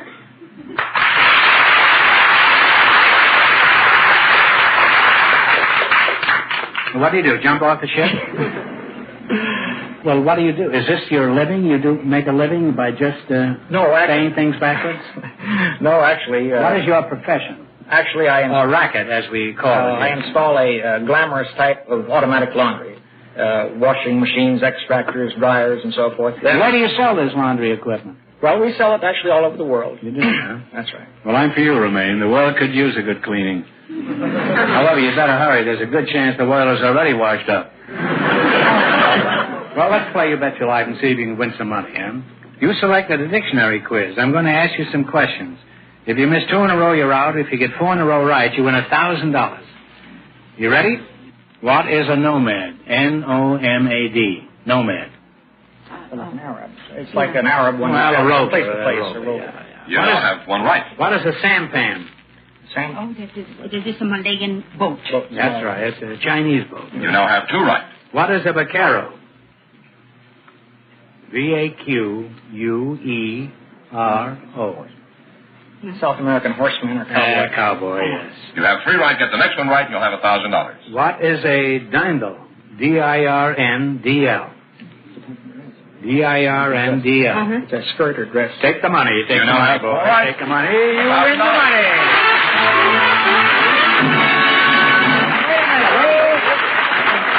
Now, you won $1,000. You can keep it and quit, or else you can come back later and try to double your money. You may even get a chance at $5,000 or even $10,000. So go over there and sit down and think about it, and thanks for being on the show. Thank you very much.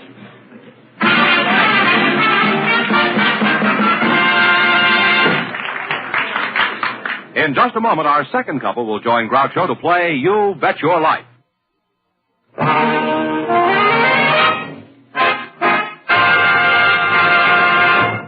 Groucho, I'd like you to meet Jack Mosley. Why? You know, that's hard to answer. Let me start over again. Groucho, I'd like you to meet Jack Mosley and... Why?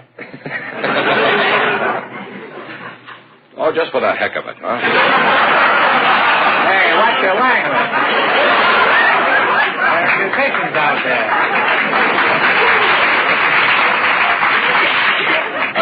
Would you people come in? This is Junko Gordon and Jack Mosley. Here. Well, welcome to You Bet Your Life. Say the secret word and divide an extra $100. It's a common word, something you always have with you. Junko Gordon and Jack Mosley, huh? Which one is Junko Gordon? I am. You're Junko Gordon. Yes.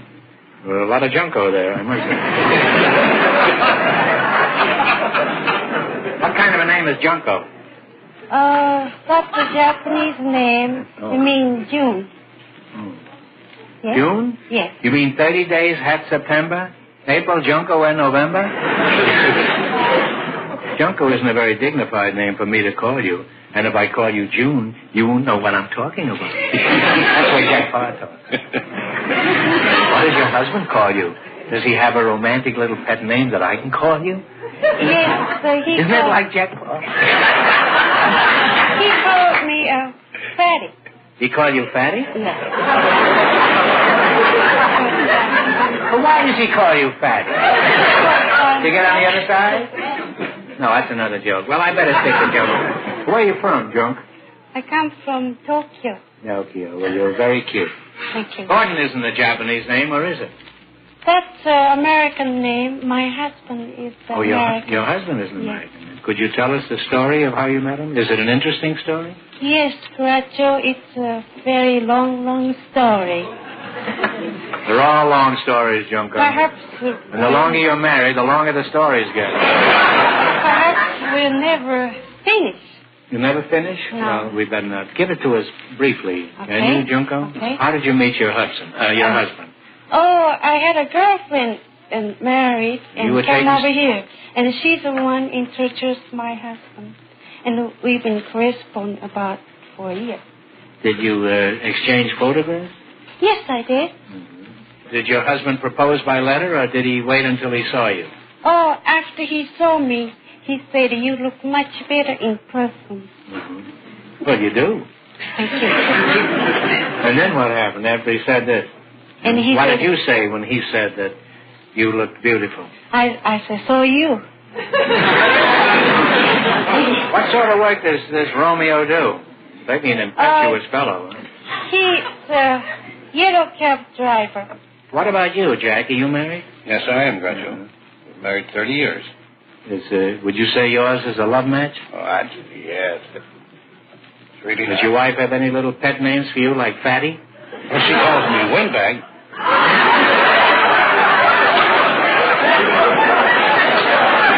Well, that's not nice. I wouldn't call you a windbag. But then, of course, I don't know you as well as your wife does. How did you meet your wife, Windbag? Well, I answered ads in a paper in Fort Smith, Arkansas. They wanted a dry cleaner. Then I made a trip to Fort Smith and answered the ad. But before I got there, somebody's already got the job, so that left You me went out. all the way. Where did you go from? From Tulsa, Oklahoma. You traveled from Tulsa to Fort Smith? Yes. To get this job? Sure. Jobs is hard to get in them days. Well, what happened after that? Well, this Mr. Dobby, which was a brother-in-law to my wife now, but he taken a liking to me, and so he invited me home. I couldn't follow this. Well, a man named Dobby. He's just come into the picture. Yeah, he came in. He's a brother-in-law of your wife to whom you weren't married at that time. That's right, yes. You understand this? No, I don't. Well, anyway, neither of us understand it. Proceed with this cock and bull story. Okay. And he invited me home to meet his sister-in-law, which was Pauline. And that started something. You went there to get a job as a dry cleaner, and you didn't get the job, but this fella immediately took you home to meet his sister-in-law? Well, why was that? Was he supporting her? You want to get rid of her? Well, later on I found out that was the reason why. Well, how many times did he have to run that ad before they found a sucker like you? Well, I don't know. All I know, when I went to Fort Smith, the job wasn't there, so I was left out in the cold. You arrived in Fort Smith empty-handed and left there with a wife. Huh? Yeah, I did get something out of the deal. You're one of the few fellas I ever heard of who got taken to the cleaners before he got married. Well, you seem very happy about it. Oh, yeah. Do you have any hobbies? I mean, do you do nothing else but just dry clean? A strong man. You're a strong man. Well, I used to be with Ripley, believe it or not. And I did 6 stunts, let 6 men choke me. drive a 40-penny nail through a 2x4 with one punch of my fist, break 3/4-inch ropes, pull 14-ton fire trucks with my teeth, let any 6-man choke me. Are there 6 men in the audience who would like to come up and strangle this chap? Do you still perform any of these feats of strength? What I'm getting at is, could you do something for us? Yes, I could. I don't want anybody to throttle you up here, but could you do something? Yes, I could. What? I could blow up and bust a brand new automobile inner tube. Well, why would anybody want to blow up an inner tube? I don't know. I just like to blow them up. Is this why your wife calls you a windbag? That's right. Have you got an inner tube on you? Well, you have one wrapped around here. No. That's solid. You say you have one? I have an inner tube with me. Well, could you roll it out here? Yes, I could. Could you get it? Would you like to see him blow it? Yes. Say, how long does it take to blow that thing up before you stop? It'll take anywhere from 2 to 8 minutes. Well, that's a long time. I mean, we haven't got that much time. We got to get on with the quiz. We only have a half hour. You know, could you blow up the inner tube and still answer the quiz questions? Well, I don't think so. Simultaneously? I don't think I could. Well, I might, but I'd rather have my wife come up here and... Your wife, yeah? Yes, Mrs. Windbag is in the audience? Yes, she's in the audience. What's your wife's name? Pauline. Pauline! Would you mind hopping up here? Pauline. Now, Windbag, is there any danger of this inner tube blowing the audience out of the theater? Well, it's according to where I'm standing here, Groucho. Now, Pauline, can he really blow up an inner tube until it explodes? Yes, he can. I've seen him do it many times. Well, stand outside a little bit, huh? Stand outside on the corner around San Francisco. Now, you start blowing, and we'll keep an eye on you during the quiz. And, Windbag, if you want to, you can help answer the questions while you're taking a breath. Okay. Are you guys ready? Oh, go ahead, Windbag, blow. Now, you selected cities and small towns of the United States. I'll give you 4 cities or towns in a particular state, and you identify the state. If you miss 2 in a row, you're out. If you get 4 in a row right, you win $1,000. Now, here are the cities and towns. Winchester, Springfield, Shawneetown, and Rock Island. What is the state?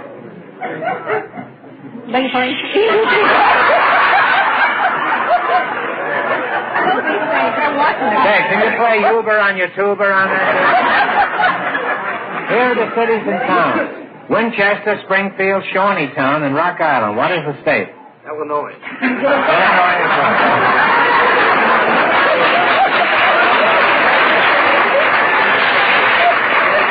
All right, and what state are these places? Batavia, Ithaca, Albany, and Penn Yan.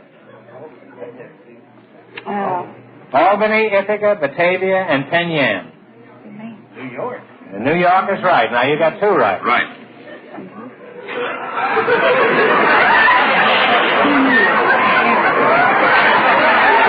In what state are Carrington, Bismarck, Beach, and Fessenden? North Dakota is right. Now, you got 3. One more right. You'll have $1,000. I can't think. He scares me. Is he blowing or just standing there? You sound great.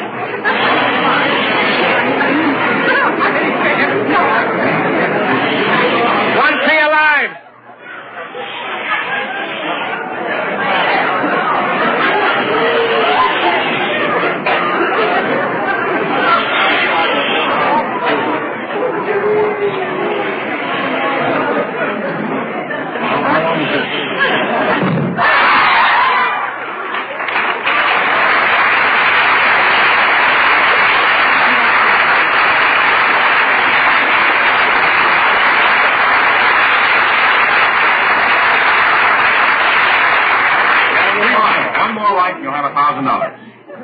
Titusville, Newcastle, Oil City, and Carlisle. What state?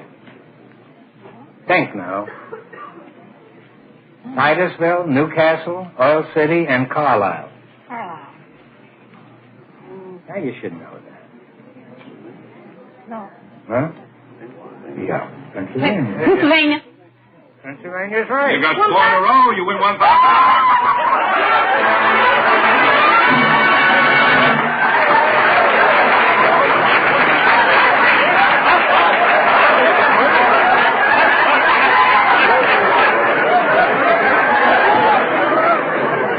right, now you've won $1,000. You can keep it and quit, or else you can come back at the end of the show and try to double your money. You may even get a chance at $5,000 or even $10,000. So go over there and sit down and think about it, and thanks for being on the show. Thank you so Goodbye. much. We'll find out if any of our contestants will try for the double chance at $5,000 or $10,000 in just a moment.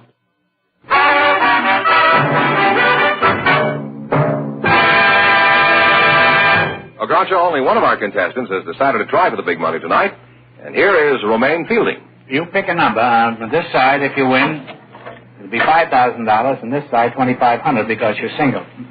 Now, we're going to give you 2 chances at the wheel, so think first of a number between 1 and 10. 6. Now, wait a minute, that's for $5,000. Now, think of another number for $2,500.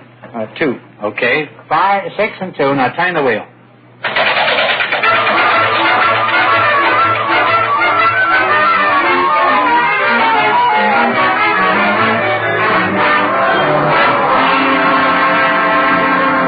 Well, neither number came up, so this question is worth $1,000.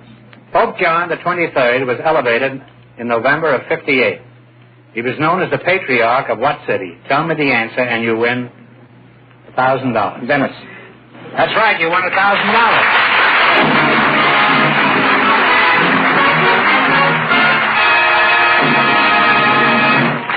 What are you going to do with the money?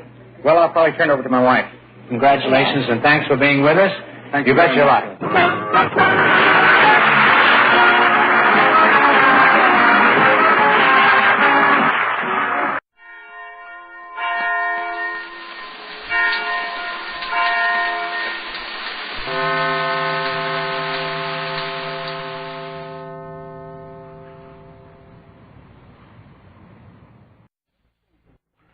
I believe, my boy, there are some phases of good sportsmanship which have eluded you in the first place.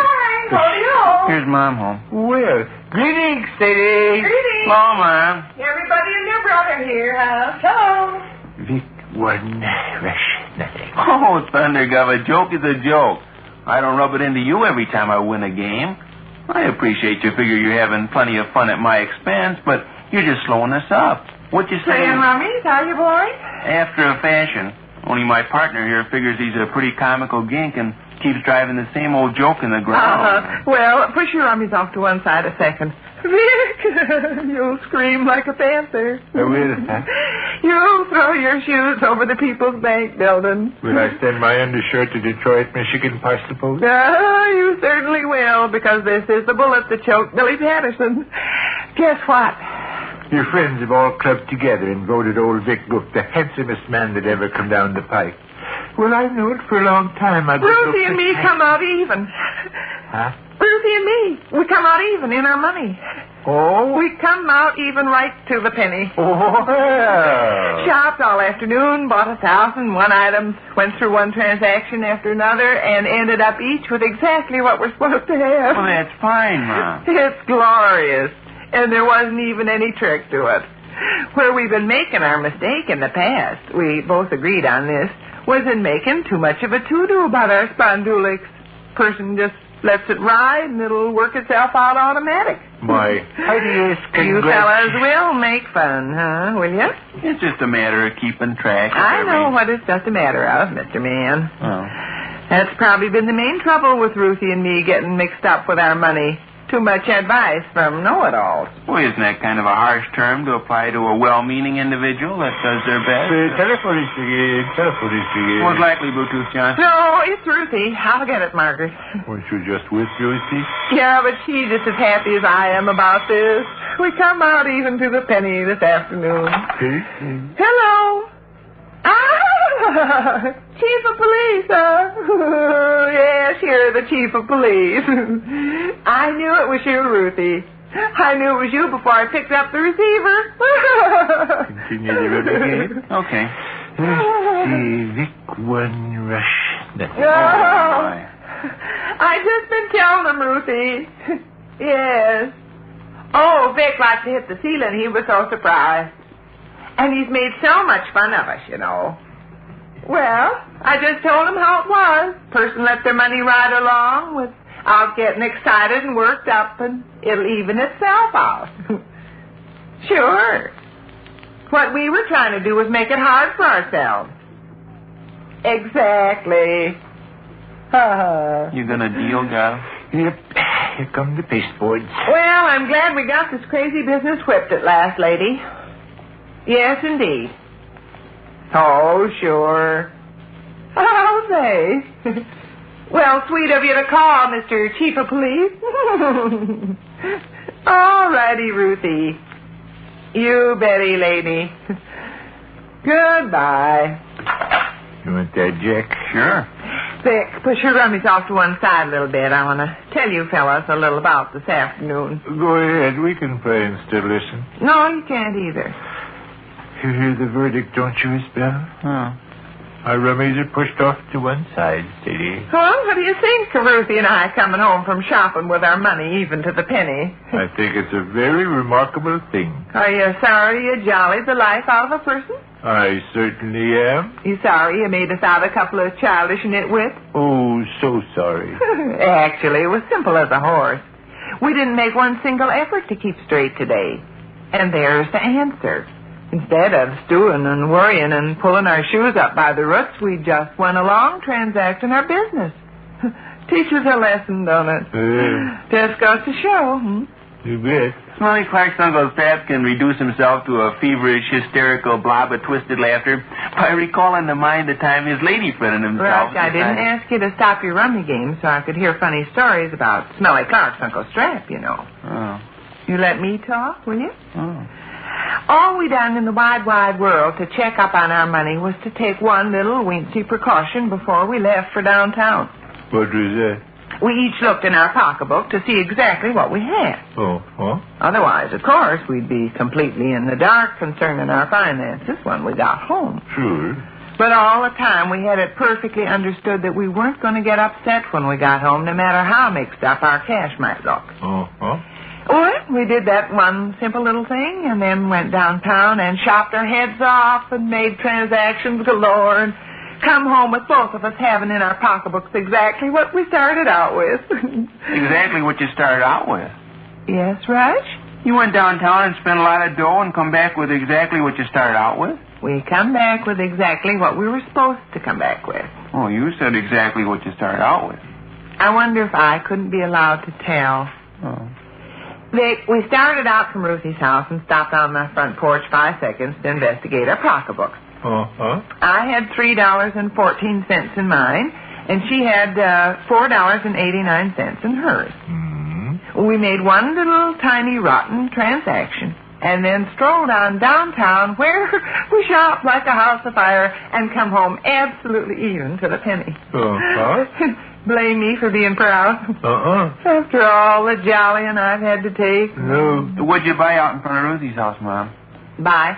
You said you made a little tiny rotten name, as far as you're concerned, I guess I better remind you, Rush, is still Mrs. Stembottom. Oh. Now, what was your question?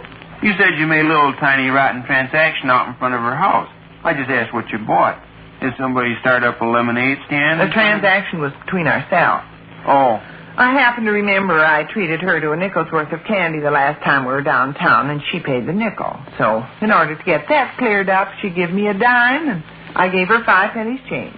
This was so we could start out absolutely even, don't you see, Vic? Uh-huh. And doing that little insignificant thing was our only effort toward keeping even. The rest worked itself out automatic. Very nice. Wait a minute, though, Mom. Yes? You say you treated Miss Stembottom to a nickel's worth of candy last time you were downtown. What's this now? Well, nothing, only... Yes, I treated Miss Stembottom to a nickel sack of candy the last time we were downtown. But she paid the nickel. Up to your old tricks, huh? Trying to mix me up. No. She paid the nickel because I wanted to run over to the novelty counter there in the 10-cent store a minute. Naturally, it left me owing her a nickel. But you just said that on the porch this afternoon, she give you a dime and you give her 5 pennies change. Naturally. But that'd leave you owing her another nickel on top of the nickel you already owed her. Well, see, Vic? That's the kind of fine arithmetic I've been getting all this while. No wonder my poor rotten money's been in a muddle. Oh, but he's correct, Sadie. Correct? Well, if you owed Ruthie 5 cents and you paid it back by accepting 10 cents and giving back 5 cents, your original debt has grown to 10 cents. What on earth kind of talk is this? We're only at 10 I come dancing home, happy as a lark because I managed to keep my finances straight, and you go right to work and try to make out Ruthie and me started off wrong from the very beginning, huh? Well, but you yourself volunteered the information. Yeah, I myself volunteered information. I myself volunteered plenty of information. Well, by gollies, I bet that's the last information I myself am going to volunteer. Oh, yeah. Right at the very outset, before Ruthie and me even leave her front porch, you try to make out our money was mixed up. But if you did owe Miss Stembottom a nickel and you did pay her back by giving her a nickel for a dime, don't you see? I see what I see, Rushcook. And you too, Vic. Sitting there trying to keep from laughing. I'm not laughing. Now, kiddo, if you Never don't away. mind. Wait a minute. It's all right, I guess. About what I might have expected. Kiddo, hold on. It's time I started supper. Wonder what kind of a supper we'll get. We should have kept our trap shut. Yeah, I'm the half-wit that opened my big mouth. Well, Rummy? Okay. I feel like such a beast I don't even want to tote up the score. It's Vic 1, Rush nothing. Oh. Go ahead, it's your turn. Want that queen of diamonds?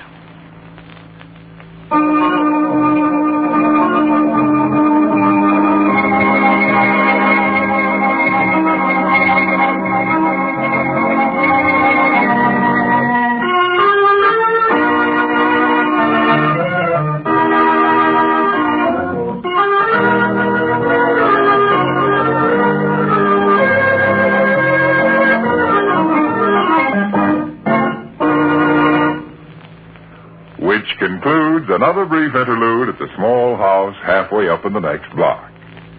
And so we leave Mrs. Beach and Crisco's, Vic, and Sade until the next time.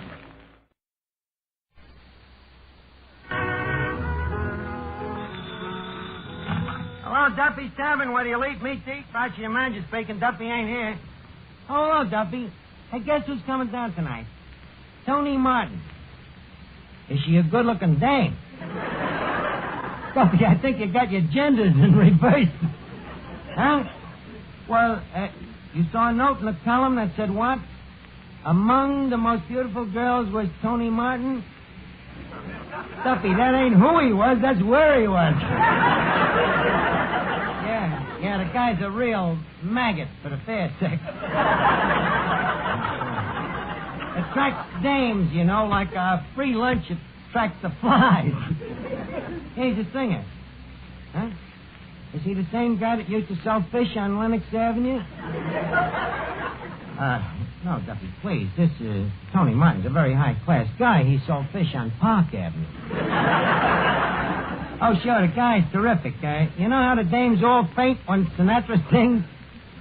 Well, when Martin sings, they don't faint. They just don't want to waste time being unconscious. Well, look, I'm kind of busy. I'll call you back. Eddie, tell me, how do I look tonight? Notice anything different about me? Let's see. Oh, yeah, you got on a clean shirt. Oh, that I've had on since last Tuesday. No, I've been to the barber's. Smell me. The cologne? No, you can't smell cologne around this place. Competition's too strong. What's the idea? Well, I'm expecting a beautiful young lady tonight. Yeah. Got a girlfriend coming out tonight? Yeah. With Tony Martin coming here? Yeah. Ain't that like giving the H-bomb to Wyszynski? Don't seem to have the proper respect for me, Eddie. To you, Tony Martin's a handsome lady killer, and I'm just a bum. Don't deny it. I ain't denying it. Who is this girl? Pamela Huntington Smythe, a ranking member of the Hoi Polloi. How'd a low polloi like you get to meet her? She was riding in the horse show. What was you doing at the horse show? I had a tip on a dame. And, Eddie, the minute I seen this Pamela, I said, this is it. She looked like Lady Godiva with a short haircut. Absolutely beautiful, Eddie, in her riding pants and her jod hoppers. Yeah, it was love at first sight. That word is pronounced jodhpurs. God, I can see what you know about dames could be wrote on a pinhead. Oh, hiya, Finnegan. Am I butting in? No, we were just talking about dames. Oh. Got any new ideas on the subject? No, I'm still working on the old ones. Oh. In a rut, huh? It was a pretty nice rut to be in. I must try it sometime. Well, didn't you ever kiss a dame, Finnegan? Well, me mother.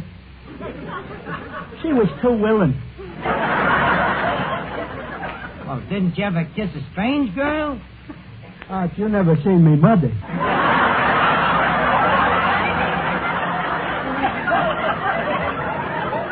Finnegan, you know, sometimes I think you're a midget with a grown-up body. What is it, Miss Duffy? Is it true that Tony Martin's coming down here tonight? Yeah, what about it? Well, I was just wondering, do you suppose he might ask me for a date? I think he'd just jump at the chance. After all, who else could he go out with that would be as glamorous and chic, beautiful? Oh, Archie, you're turning my head. Looks better that way.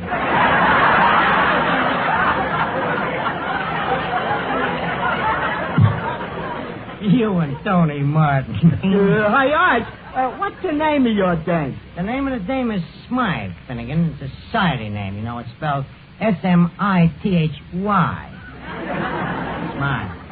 Hey, wait a minute. Here she comes now. Eddie, you got to help me impress the dame. Act like me butler, huh? Hello, Archie. Well, Miss Pamela Huntington Smythe. This is indeed an honor. Excuse me just one second. Oh, Jeeves. Jeeves, I would like you to dash down to my couturier. Down what? My couturier. Was that the one with the 3 balls hanging over the shop? Well, I'm talking about my tailor. Priceless sense of humor, that Jeeves. Been with us for years. The old family container, you know. Well, so this is where you work. Yeah, this is where I am. You see, Duffy had a little labor trouble, and I just took this job to help him out temporarily. Oh, how long have you been working here? 10 years. Well, what did you do before that? I was a playboy. A playboy? Yes, Mother wanted me to learn a trade, but I wouldn't dream of it. So now I just hang around nightclubs and shoot big game in Africa. That moose head on the wall over there, by the way, is one of my African trophies. Archie, there are no moose in Africa. Look, when a moose is coming at you 90 miles an hour, you don't stop to ask, what are you doing in Africa? However, the playboy is all part of my past. Hey, Mr. Archie. What is it? Look out, here comes Tony Martin. Who's worried about Tony Martin? Miss Smythe, why don't you run into the kitchen? I'm sure there are a few little things that you'd like to look at. I'm sure there's a few little things in the kitchen would like to look at Miss Smythe. Geez, you're so droll. Now get her out in the kitchen quick. Hello, Tony. Hello, Archie.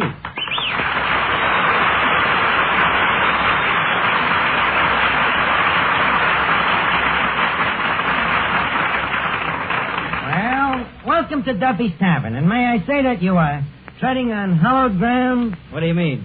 The great singers that have preceded you. Sinatra, Crosby, Melchior. You see, Tony, the tavern is sort of a Valhalla for singers. Now that you mention it, this is Valhalla of a place.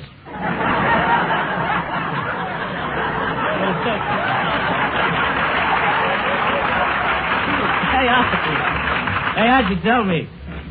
Does Duffy's Tavern always smell like this?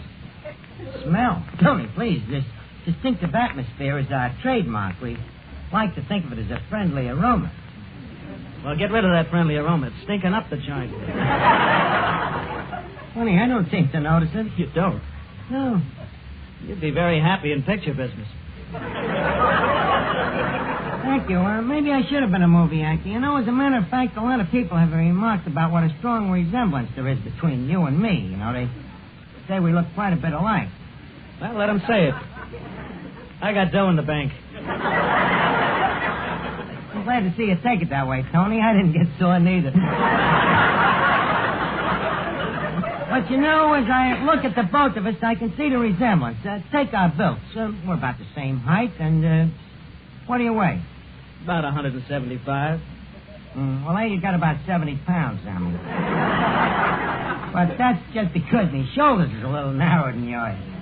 Well, they only see narrower because your ears stick out so far. Logical. Yeah, we're a lot alike, Tony. Yeah, put a little makeup on me, give me an arrow with a curling iron, and I look enough like you to be your grandson. You know, Archie, it's amazing that a man as offensive as you hasn't got more scars. You know, that's another thing we got in common. Our skins is without a belmish. Of course, the big thing is that we both got animal magnetism. Bet you got as many dames as me, huh? Well, frankly, I ain't been doing too good lately. Yeah, well, and with all them beautiful dames you work with in pictures in Hollywood, Lana Turner, Eddie Lamar, Mary Miles Minter. Well, I'll tell you, I haven't seen her in a long time. You know, I threw her over for Nita Naldi. Oh, well, tell me, Tony, that Eddie Lamar, what's it really like? I don't know. I just worked in a picture with her. She's just a business acquaintance. You mean you didn't even... Maybe you ain't got so much animal magnetism after all. Well, maybe I'm not as maggoty as you are. Yes, you are. It's just that I got a little more nerve. But all that part of me past is behind me, Tony. I'm about to get married. Well, congratulations, Arch. I think this calls for a drink. Now, fellas, a toast. Here's to the bride. He's getting a fine fella. Here's to the groom. For he's a jolly good fella? No. A gentleman and a scholar? No. Nincompoop? That's it! I knew we'd get it. Now, cut it out. Leave us drink our beer, huh? Say, I was just... Hey, you're Tony Martin. That's right. What are you?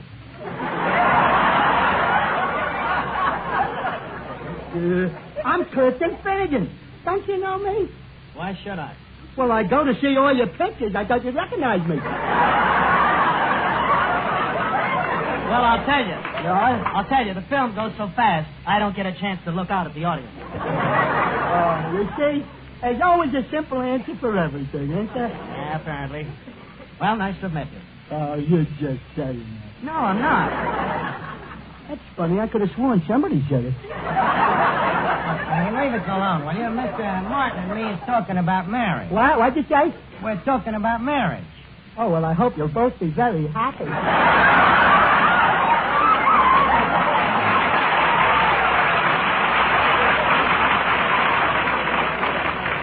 Tony, I'm sorry. You'll have to pardon him. You see, before he was born, his mother wasn't expecting it. Miss Archer. Huh? A message from Miss Duffy. What's the message? Standing by. Say, this Miss Duffy, is she fun? One of the funniest. And she's very anxious to meet you, Tony. Oh, one of my fans, huh? One of the funniest.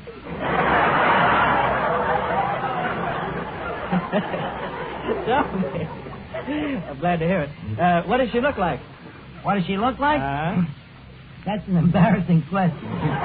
You've seen Shirley, the daughter of Mrs. Temple? Yes. The Duffy looks like Thunderhead, the son of Flicker. Come now, Arch. Nobody can be that bad. Good evening. Shows you how wrong a guy can be. Archie, aren't you going to introduce me to Mr. Martin? Okay. In special favor to Perry Como, I'll do it. Miss Duffy, Mr. Martin. The hunter. Good evening, Miss Duffy. Mr. Martin, Yes? I'm going to skip the preliminaries and come right to the point. Tell me, what's my chances?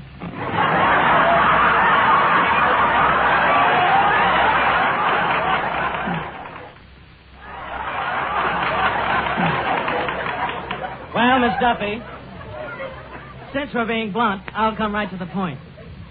You're a dead duck. You think there was still a war on? Mr. Martin? Yes? Just so I won't go home empty-handed, could you at least sing a song? Yeah, come on, Tony. Sing us a song. Well, if you insist. Sure, come on. Give us a sample. Okay. Haven't sung for a long time.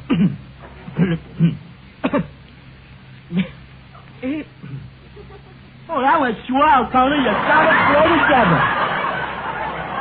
He ain't sung yet. Oh, I thought... Come on, Tony. Rattle them tonsils a little, will you? 1 second, 2 seconds, 3 seconds have disappeared into eternity. They'll never pass this way again. They're gone beyond recall. But as they go, they leave behind a philosophy for us all. Enjoy, enjoy, enjoy, enjoy, enjoy, enjoy, enjoy yourself. It's later than you think. Enjoy yourself while you're still in the pink. The years go by quickly as a wink. Enjoy yourself, enjoy yourself. It's later than you think. Oh, la da da dee da doo. You work and work for years and years. You're always on the go. You never take a minute off. Too busy making dough. You say you'll have your fun someday when you're a millionaire. Imagine all the fun you'll have in your old rocking chair. Enjoy yourself. It's later than you think. Enjoy yourself while you're still in the pink. The years go by quickly as a wink. Enjoy yourself, enjoy yourself. It's later than you think. Oh, you fall in love with someone nice. You'd like to set the date. But money doesn't grow on trees and you decide to wait. You're so afraid you might bite off much more than you can chew. Don't be afraid you won't have teeth when you reach 92. Enjoy yourself. It's later than you think. Enjoy yourself while you're still in the pink. The years go by quickly as a wink. Enjoy yourself. Come on, enjoy yourself. It's later than you think.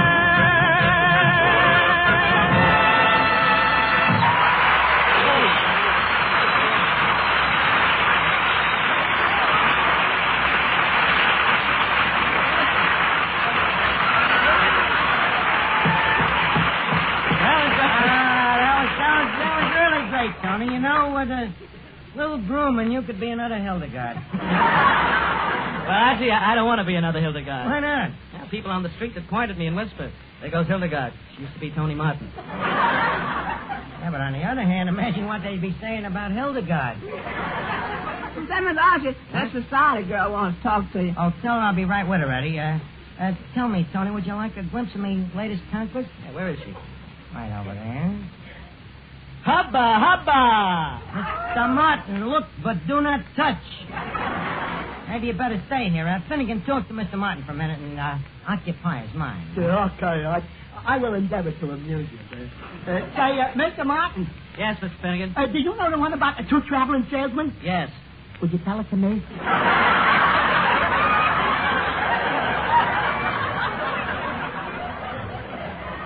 I'd like to tell it to you. You're too old.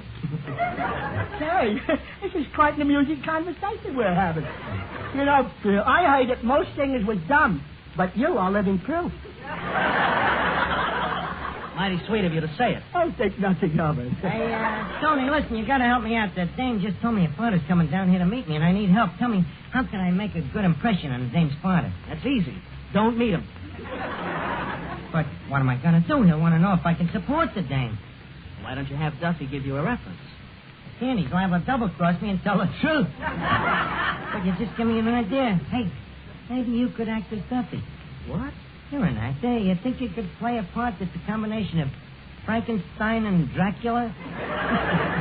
You mean I impersonate Duffy? That's right. Sounds like a fat part. Fat and ugly. But, Archie, if I'm going to do this, I'd like to do it right. How does this Duffy act? How does he talk? Finnegan. Would you mind to acquaint Mr. Martin with the horrible details of Duffy's personality? Come over here, Tony. Duffy talks something like this.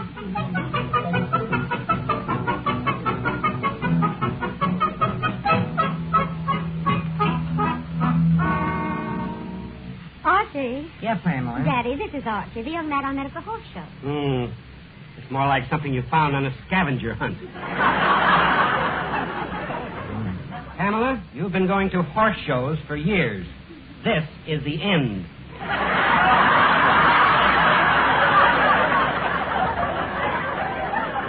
Well, thank you. It's nice to know that I have your blessing, sir. My blessing. Just a second. What about your financial responsibility? Well, listen to what me boss thinks of me. Oh, Duffy, Tony, Duffy. Yeah, Arch. I think Finnegan overtrained him. Mr. Duffy, this is Mr. Smythe over here, Pamela's father. Excuse me, but I was in the back room soaking me feet. This is a little too much realism. Duffy, tell this gentleman something about me. Well, when you first meet Archie, he seems like a jerk. Then when you get to know him a little better, he still seems like a jerk. But after you know him as long as I have, you get used to it.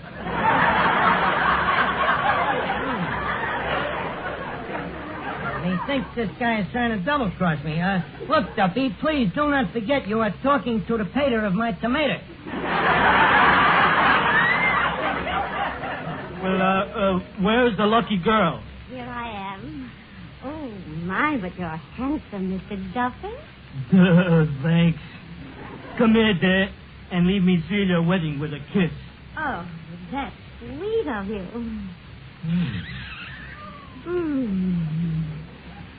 Well. I mean,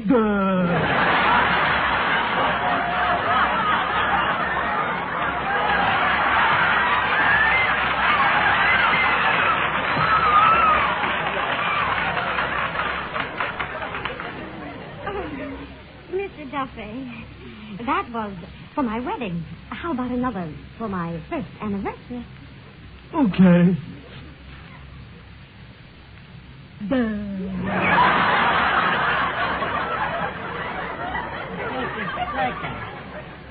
I may have a suspicious nature, but what's going on here? Quiet, you jerk. Huh? So quiet. Say, Pamela, how about you and me taking a stroll in the park? Oh, I love it. Good night, Archie. Sorry, Arch. Can't help it. Guess I just got too much animal magnetism. So long, Archie.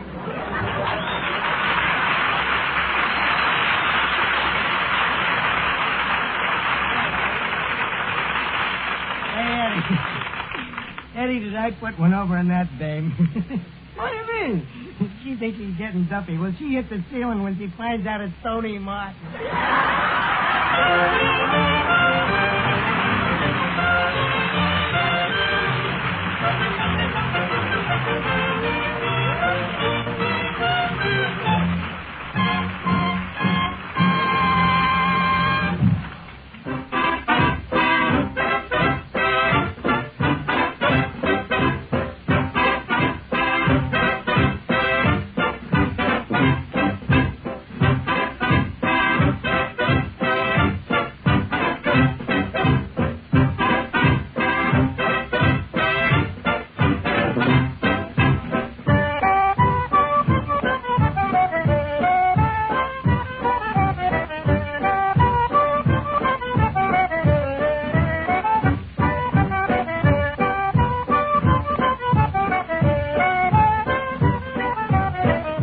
This is the United States Armed Forces Radio Service, the voice of information and education.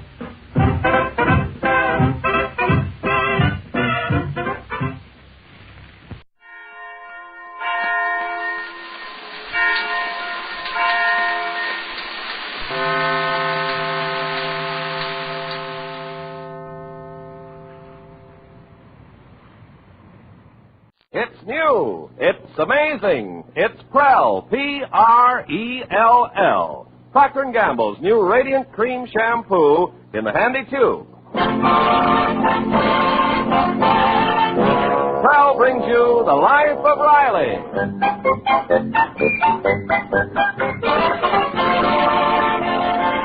Prell, the shampoo that removes unsightly dandruff in as little as 3 minutes and leaves hair radiantly clean, radiantly lovely, presents The Life of Riley with William Bendix as Riley.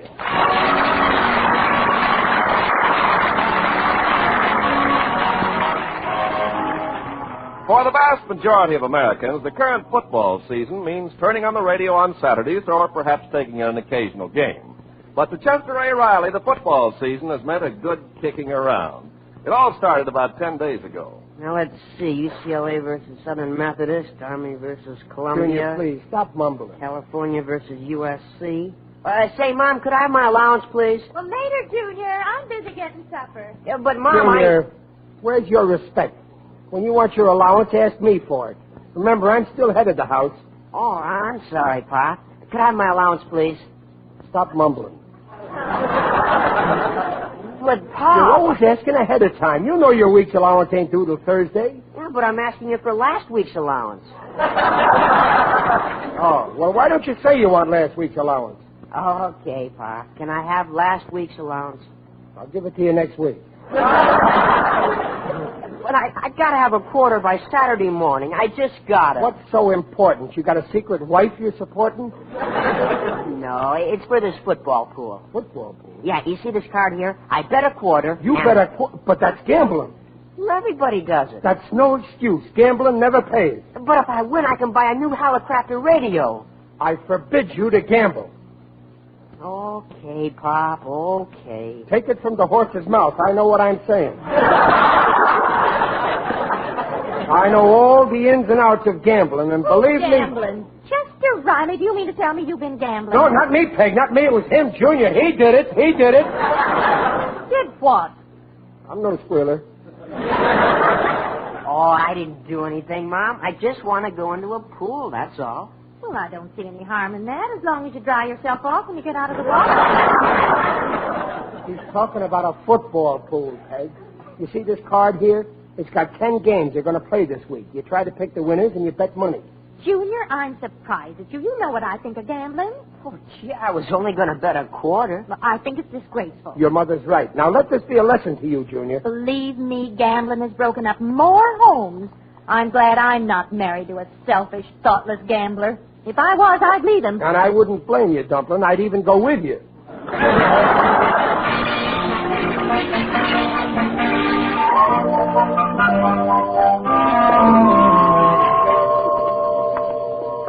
Hey, snap it up, Riley. We don't want to be late for work. Okay, Gillis, okay. Will you lift them flounders you're using for feed?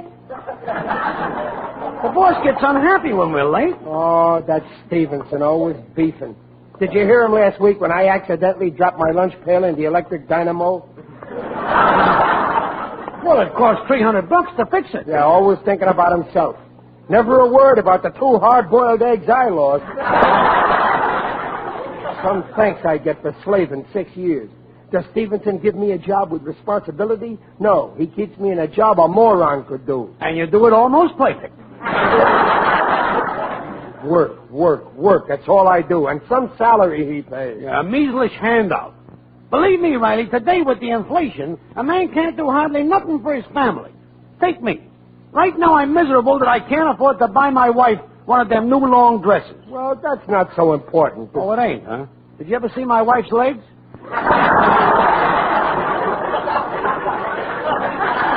It's the kids. That's what's important, Gillis. They're the ones who suffer. Yeah, like I always say, with guys like us, money is a luxury we can't afford. Stevenson don't raise me, so I got to turn down my kids every time they ask me for money. It's getting so bad, if Junior needs dough, he goes out and gambles. No kidding. Yeah. Gambling, huh? The kids of today are so precocious. Your Junior is almost as bad as my egg break. Your egg break gambles? No. Women. The kid's got 47 pictures of Jane Russell in his room. I spent a whole day counting them. Yeah, well, gambling's worse. I caught Junior with this card. Look. Huh? Oh, well, that's not so terrible. He's only betting in a football pool. Yeah, today it's football. Tomorrow it'll be horses, then poker. First thing you know, it's dice in Las Vegas. But, Riley... Then roulette at Monte Carlo. You know what that's like. One spin of the wheel and he's broke. And you know what happens then? Oh, now, look. He walks out of the casino, down to the beach, pulls a gun out of his pocket, points it at his head, and... That Stevenson ain't gonna murder my boy.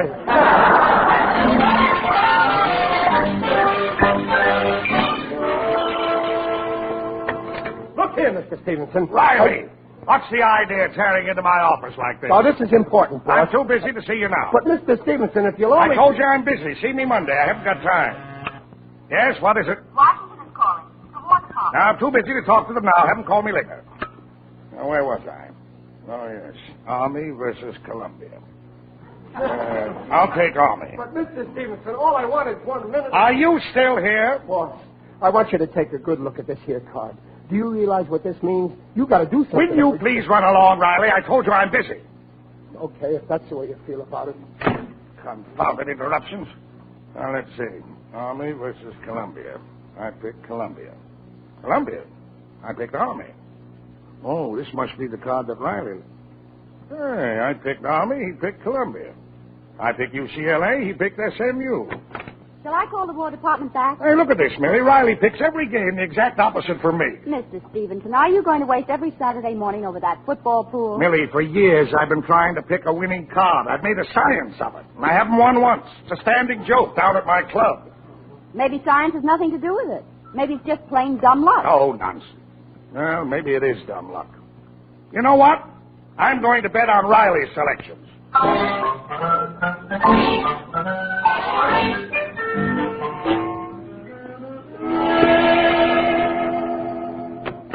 Oh, is that you, dear?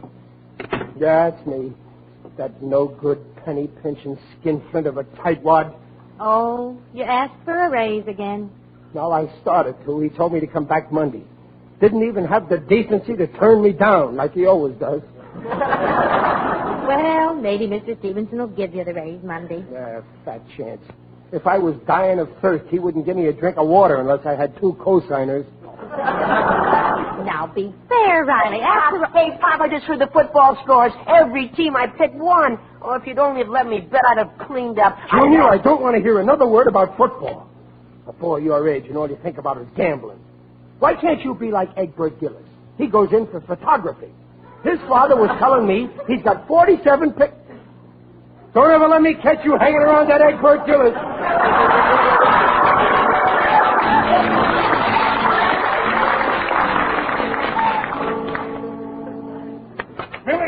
Millie! I won. Every team I picked on that card was a winner. I won. Mr. Stevenson, please, put me down. Wait till the boys at the club hear about this. Now they'll be asking me to pick them every week. But actually, it was Riley who picked it for you. Oh, Riley. That's right. I almost forgot. Say, Riley must know his football. It looks like it. 10 winners and 100 to 1. I won $2,500. $2,500? Yes, sir. And you know what? It's only fair that I split my winnings with good old Riley. I'm going to give him $40. We'll call it a bonus. And next Saturday, Billy. Yes. Monday morning, have an office ready for him right next to mine. From now on, Riley's going to be my special assistant. Riley? Special assistant? In charge of picking football winners for me.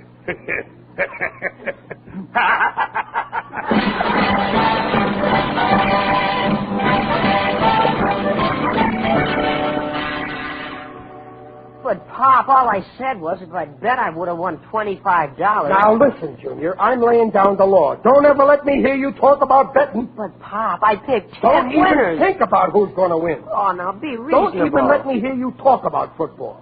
So put that in your pipe and smoke it. And don't ever let me catch you smoking. All right, that's enough now, Riley. If I ever find out that he disobeyed me... Hello? Riley, this is Stevenson. Well, what do you want? Mr. Stevenson. Excuse me. I didn't mean to sound nasty. I thought it was a friend of mine. Riley? You're through as a riveter. True? Oh, no, you don't mean that. Don't believe them rumors. I never said you're a hateful monster. Riley, listen. Believe me, you're the most lovable monster I ever knew.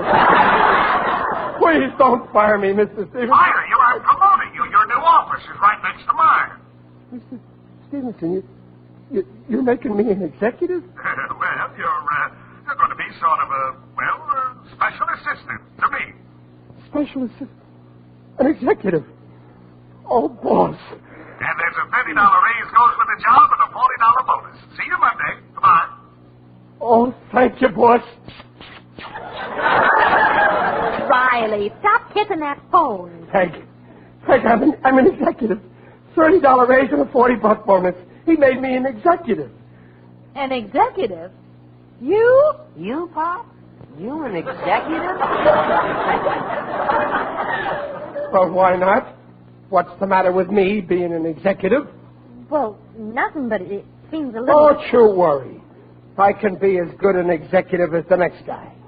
Press my pants, stick a highball in my hand, and I could be this month's man of extinction.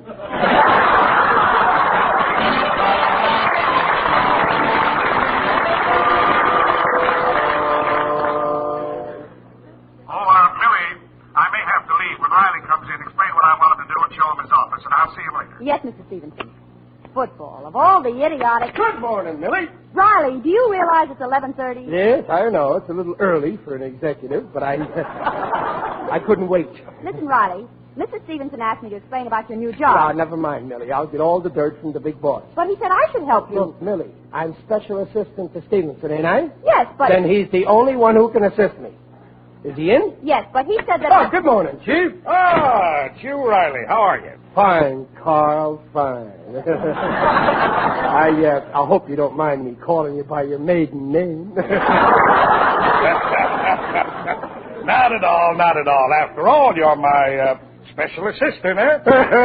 Yes, sir. Riley the Riveter is dead. Long live Riley the Industrial Maggot. Well, all set to go to work? Check. Won't take me long to dope things out. Good. And you'll find out I know the score. I found that out already. You did?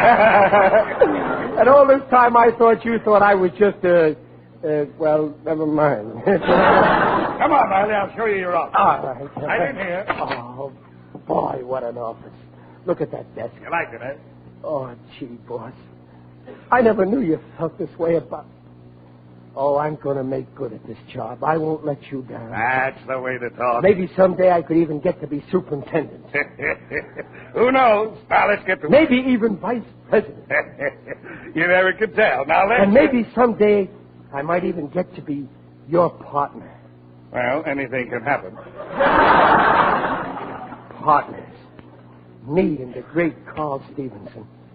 Oh, what a thrill I'll get the day I become your partner. And we put up a big sign on top of the plant. Riley and Company. Yes. Now, look, here's the morning paper, Riley. Time to get to work. Yes, sir, right away. Oh, here's the list. Got a hunch, Riley? U.S. Steel 77 and 7/8. Buy steel. Oh, never mind that, Riley. What about Pennsylvania this week? Pennsylvania? Buy it. Them railroads are going places. Riley, I'm not talking about stocks. I'm talking about football. Oh, no, please, boys. I want to make good. No football during business hours. But that's what this new job is. Didn't Millie tell you? Tell me what? Oh, for Pete's sake, look, I want you to pick the football winners for me like you did last week on that card you left there. Oh, that. Is that why you promote? Oh, what a revolting development this is. Delay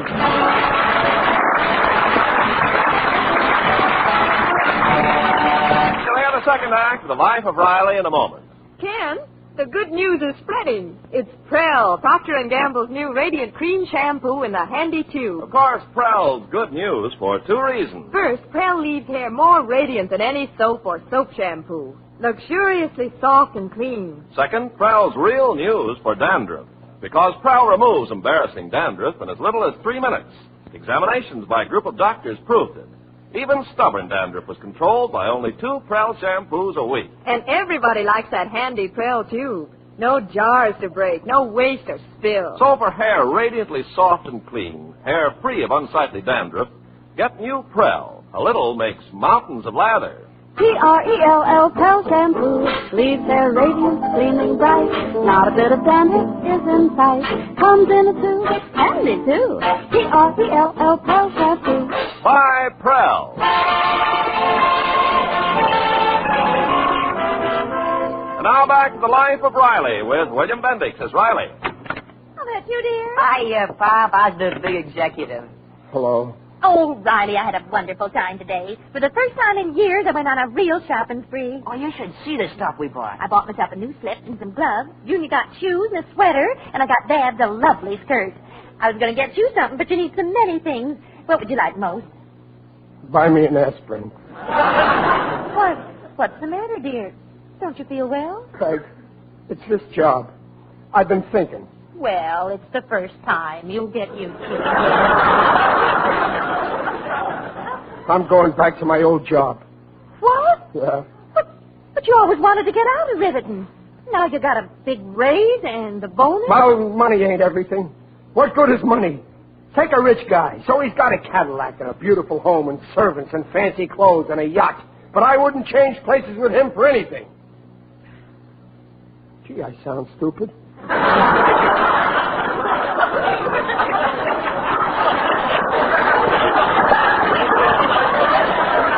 No wonder I ain't cut out for this job.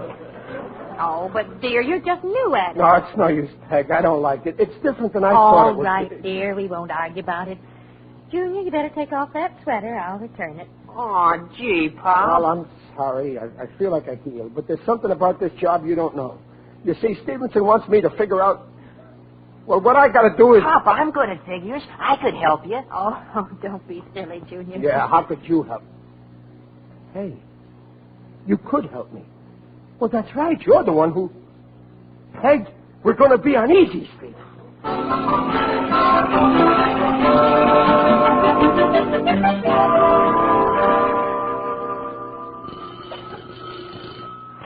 Hello? Hello, Riley. Stevenson. Sorry to call you at home, but it's Wednesday, you know. How about football? Well, I'm working on it, boss. It takes time, you know. Okay, but remember, I'm depending on you. Yeah, I'll get right to work. Goodbye. Junior, where are you? You want me, Pop? Oh, Junior, there's something I want you to do for me. You see, this new job I got, well, I want to keep it. You see, it's Wednesday already, and after all, you're my father, and I'm your son, and I mean... Pop, Yeah? you feel all right? Oh, sure. I'm fine, Junior. Yeah, well, I'll see you later, No, Pop. wait, Junior. Yeah, you asked me how I feel. It's only fair that I should ask you how you feel. How I feel? Yeah. How do you feel about Navy and Notre Dame? I get it. Now, you don't have to try and trick me. I told you I'm through with gambling. Oh, but Junior... Honest, I've reformed. I'll never pick another team again. Just like you told me. Wait, he's reformed. Other fathers are lucky, but me, no. I had to have a son who does what I tell him.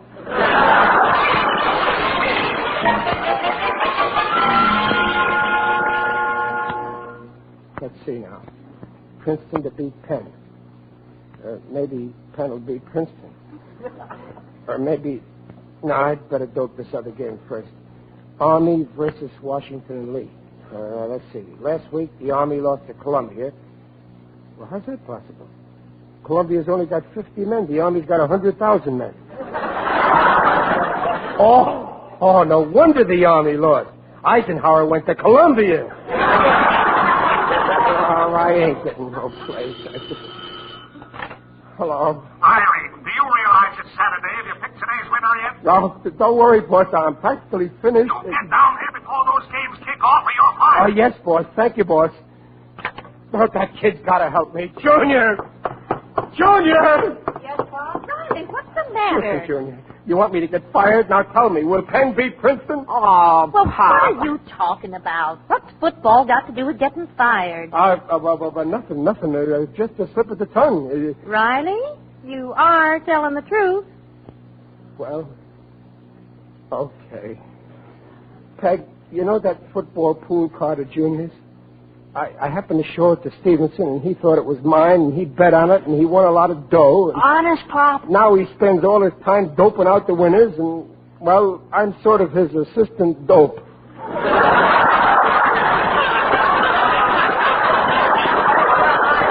You mean to tell me... I just can't believe it. It's the truth, so help me. Junior, please. And you want Junior To pick the winners for me. Just once a week. We'll be on Easy Street pay. Chester Riley, how could you think of using your own son to gamble with? Oh, don't worry. I won't lose Junior. I mean, I don't bet anything. It's the boss that... You go right to your boss and tell him you won't have anything to do with it. Well, he'll fire me. You Peg. go this minute. Okay. You're right. I don't want to make profits on my son's brain. I'd rather depend on my own brain and die broke.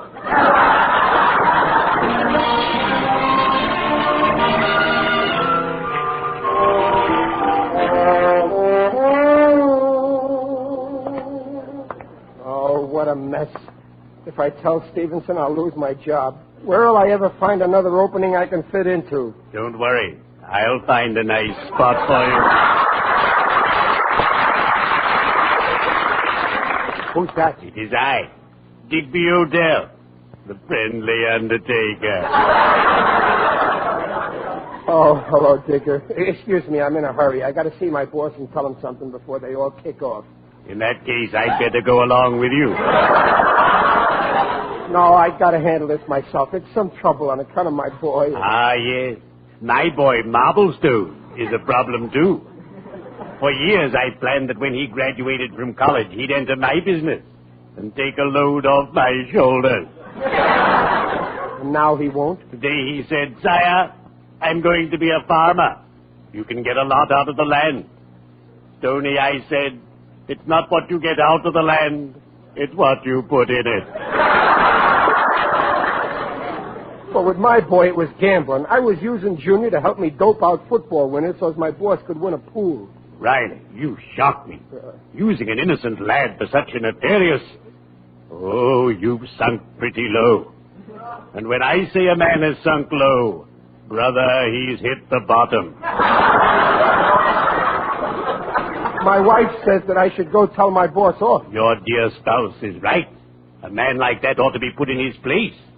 And I know just the place to put him. But he'll fire me, Digby. No matter. Your honor is at stake. There comes a time in every man's life when it's do or die. And whatever happens, I'll be right behind you. Well, cheerio.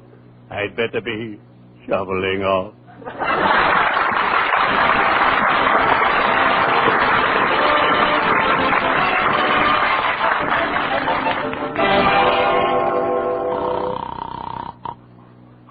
Hello, is Riley there? This is Carl Stevenson. Oh, no, Mr. Stevenson. He left some time ago. Well, if he isn't here in 5 minutes with those football selections... He's through with that, Mr. Stevenson. And you ought to be ashamed using a young boy... Young boy? Riley's at least 40. I mean Junior. He picked those winners for you last week, not Riley. And now you think... Oh, I didn't know that, Mrs. Riley. I thought... And if this is the only way Riley can hold a job, I'd rather you fired him. Oh, well, don't worry. I won't do that. I didn't know about the boy. Riley can go back to riveting Monday. And I'm awfully sorry about this. I'm very glad you told me. Goodbye. Oh, that Riley. Of all the... Yes? Stevenson, Riley's here. You bet I'm here.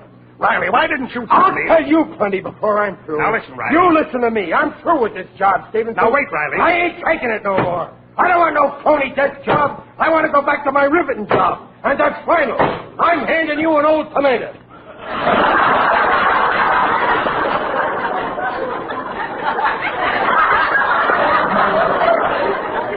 Okay? And furthermore... okay? Okay. Okay. Yes. Okay. Well, okay.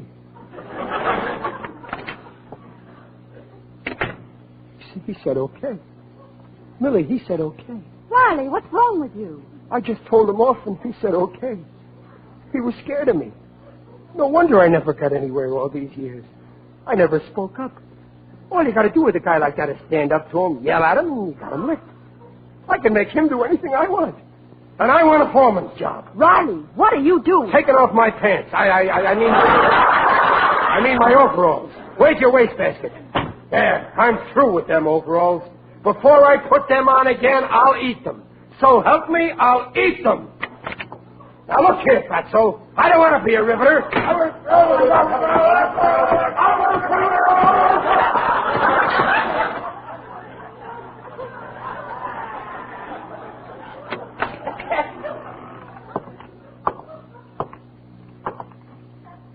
Millie, have you got a knife and fork?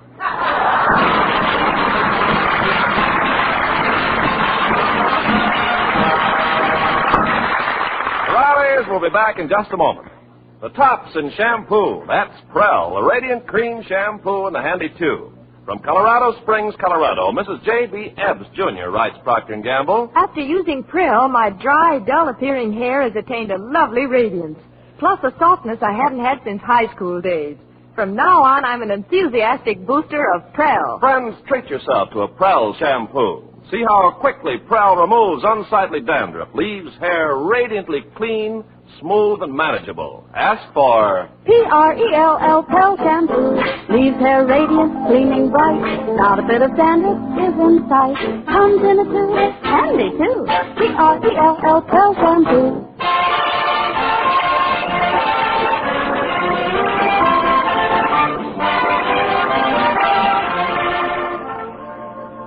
Thank goodness you've still got your old job. Yeah, to tell the truth, I couldn't enjoy being a big business executive. I find it very hard to sleep on a desk. Say, Pop, how much did your boss win on the football card I figured out? Now, you forget that, Junior. I said gambling never pays. Your father's right, Junior. I always say this. You show me a man who gambles all the time, and I'll show you a no-good bum who's going to wind up in the gutter. And I'll bet my bottom dollar on that.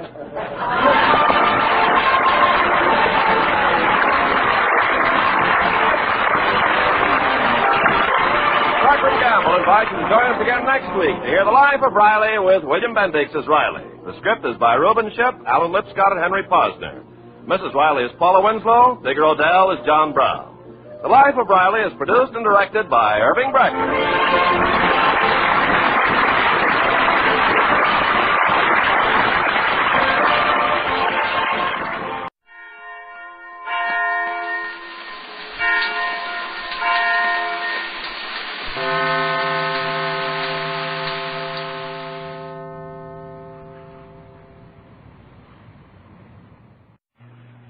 The makers of Alka-Seltzer are proud to bring you those two lovable old radio friends of yours, Lum and Abner.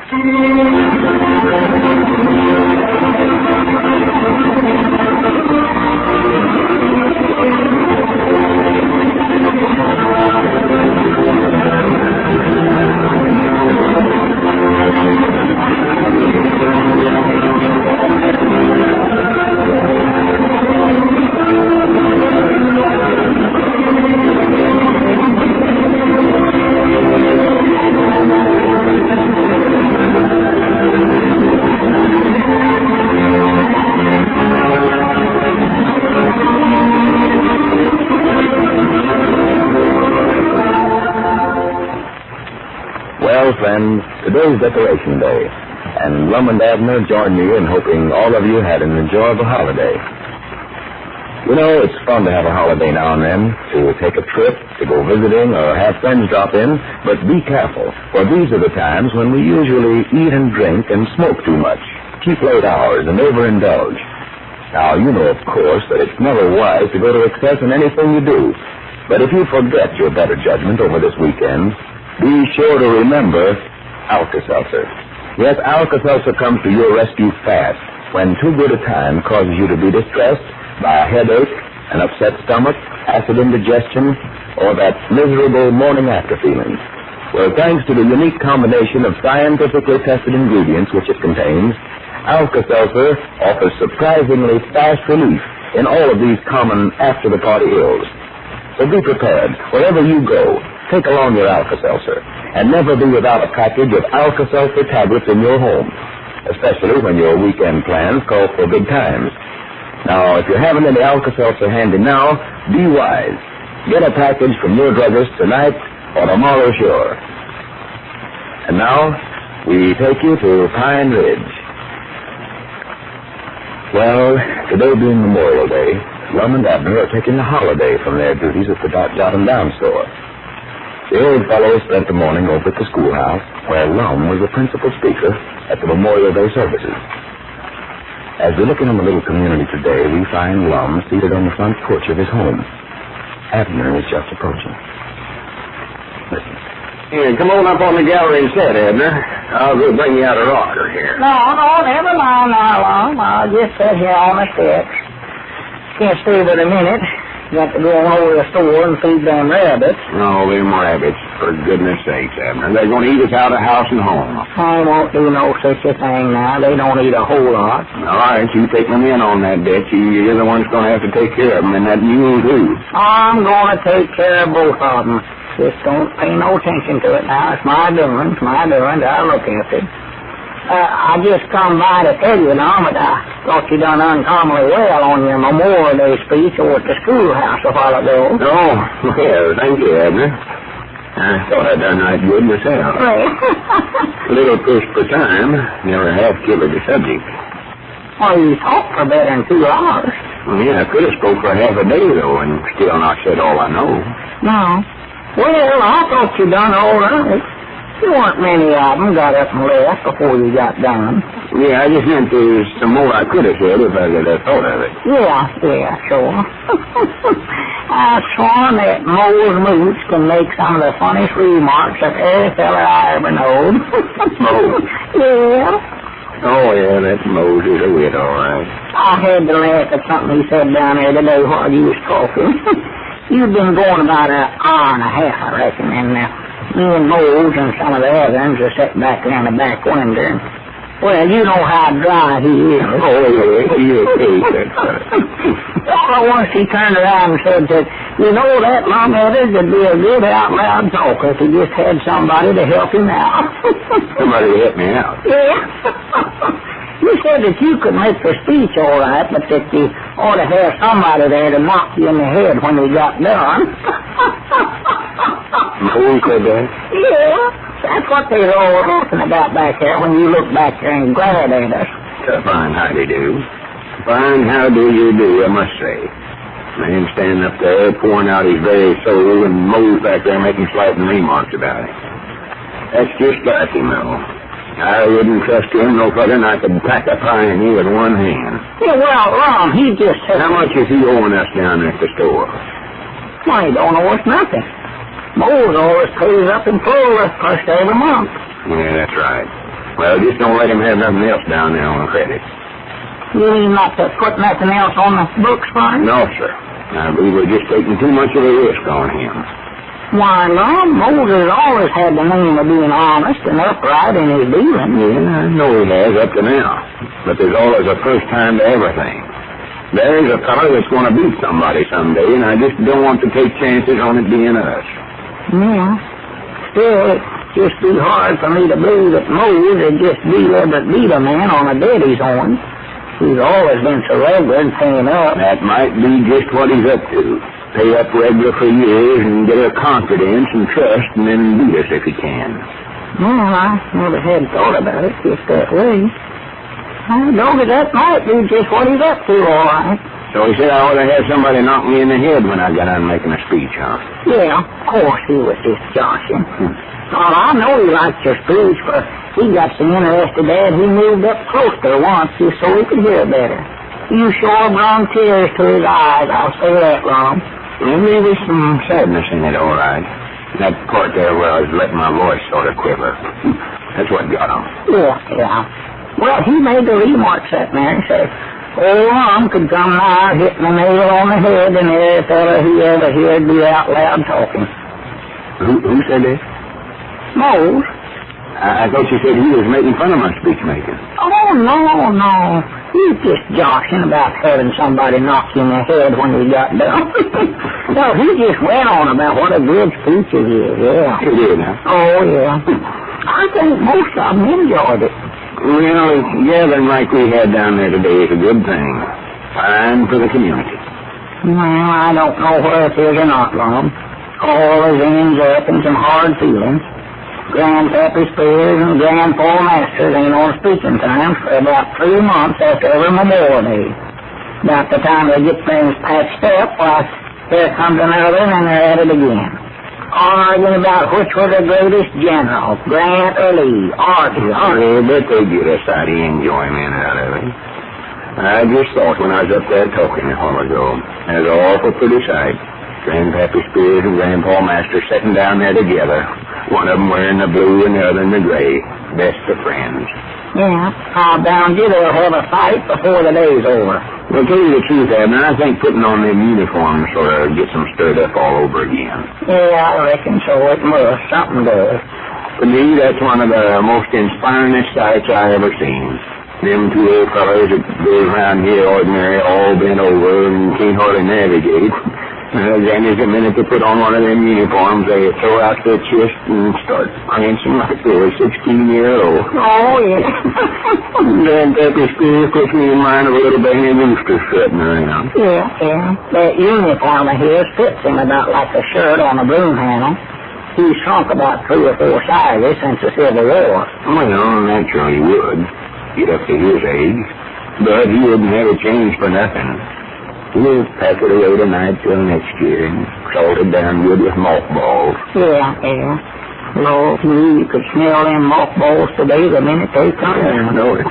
2 or 3 of them dropped out of their pockets while they were sitting there. Yeah, I know. I heard them hit the floor and roll down towards your front door. Well, that little boy Homer Rankins went down there and picked up one and put it in his mouth and ate it. Was that what that commotion was about? Why, sure. His mommy grabbed him and raced outside with him. I thought maybe she just left on account of she never liked the speech. Oh, no. That's what the trouble was, little boy. Well, I was going to say, I tried my best not to say nothing to hurt nobody's feelings. Well, I don't know now. You cut the dirt right out from some of them's feet there, when you got to talking about folks that's always criticizing this country. I noticed old Uncle Henry Lunsford sitting there twisting and squirming like the fellas being pestered by a wasp whenever you got to talking about that. Well, he ought to squirm. I was aiming at him, too. You were, huh? These fellas that's always complaining about this country. Why don't you go somewhere in other country if they don't like this one? Well, it's our trouble. We don't know when we're well off. Just look at them foreign countries. Them that ain't having war are sitting there scared to death it might break loose any minute. Yeah. We got the greatest country in the world. It takes a day like this to make us all stop and realize it. Memorial Day. In honor of the soldiers that give their lives so that we could have the peace that we're enjoying today. It's up to us to keep that democracy. See that the things that they fought for are preserved. Doggone, Lum, sounds like you starting off there on another speech again. I told you I never have kidded the subject down at the schoolhouse. I'll bound you old mooch to enjoy hearing you say all that, Lum. I sure wish you was down here. I do love to talk before a fellow that way that knows good speaking whenever he hears it. Mose is a man that can appreciate good out loud talking. I've always said that. Oh, yeah. It's too bad that we're going to have to cut off his credit down at the store, though. Well, I've been thinking about that, Abner. Maybe you better go ahead and sell him stuff on a credit. No, sir, now, I don't believe we ought to do it, Lum. I think he's just been paying up regularly so he could get in debt to us and beat us. Why, he ain't no such a thing. Mose wouldn't beat nobody out of nothing, and you know it. I'm ashamed of you for even suspicioning such a thing. Well, you said so yourself a while ago. Did I say Mose? Why, sure you did. Don't you know you said? Well, I did. I must have been thinking about somebody else. Who? I don't know offhand, but anybody else but Mose. So he liked my speech, did he? Oh, yeah, he sure did. He's a fine fellow, you know it. Smart. Things I'm just a good mind to copy that thing down and send it to him, so he'll have it to keep. Oh, well, now, I wouldn't go to all that. I want to put it down anyway, so I'll have it for myself next year. Next year? Yeah, they're more than likely call on me again next year to make the speech at the Memorial Day exercises. That way I won't have to study up no new speech. Yeah, well, I think they're going to have Squire Skimp give the speech next year, Lum. Squire Skimp? Who said so? Well, I just heard some of the boys talking. They said they thought they ought to make a change if you give a speech for 3-year hand running now. They never wanted to impose on you now. Who did you hear talking? Well, some of them. It's on the Memorial Day Committee. Caleb Weehon and Uncle Henry Lunsford, Mose Moose. Mose is the head of it, you know. He was the one that wanted Squire Skim. Well, I'll be dead blamed. So they're going to get somebody else for next year. That's appreciation for you. Appreciations, I must say. Grannies, I'm just glad we decided to cut off that Mose Moose's credit. That ornery, low-down good for nothing. I wouldn't trust that fella no further than I could drop kick. You know, I wonder, what do you do when you have a headache? Well, next time, try an Alka-Seltzer. You'll feel better fast. Yes, friends, whatever you do, never let a headache get you down. Why put up with the pain and discomfort of a headache when Alka-Seltzer may bring you the very relief you want? It's so easy and pleasant to get relief the modern Alka-Seltzer way. Here, let me show you. You just drop an Alka-Seltzer tablet or two into a glass of water like this. Then watch it bubble up and dissolve. And there, right before your eyes, you've seen the very thing happen that accounts for Alka-Seltzer's unusual effectiveness and quick action. You see, when you place an Alka-Seltzer tablet in a glass of water, its analgesic, or pain-relieving ingredient, comes into complete solution, and it's ready to go to work the moment it enters your stomach. There's no delay, no waiting for relief when you take Alka-Seltzer for headaches. You'll feel better fast. So be sure to try it for headaches. Remember, you can get Alka-Seltzer at all drugstores by the package and also by the glass at the soda fountain.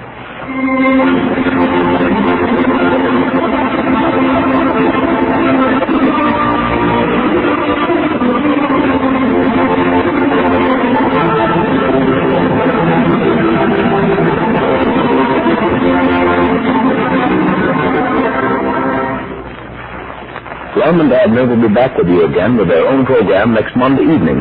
And tomorrow night, Lum and Abner will be guests on the Alka-Seltzer National Barn Dance. So listen to the barn dance on these same stations between 5 and 6 p.m. tomorrow night. Drew Crosby speaking. This is the National Broadcasting Company.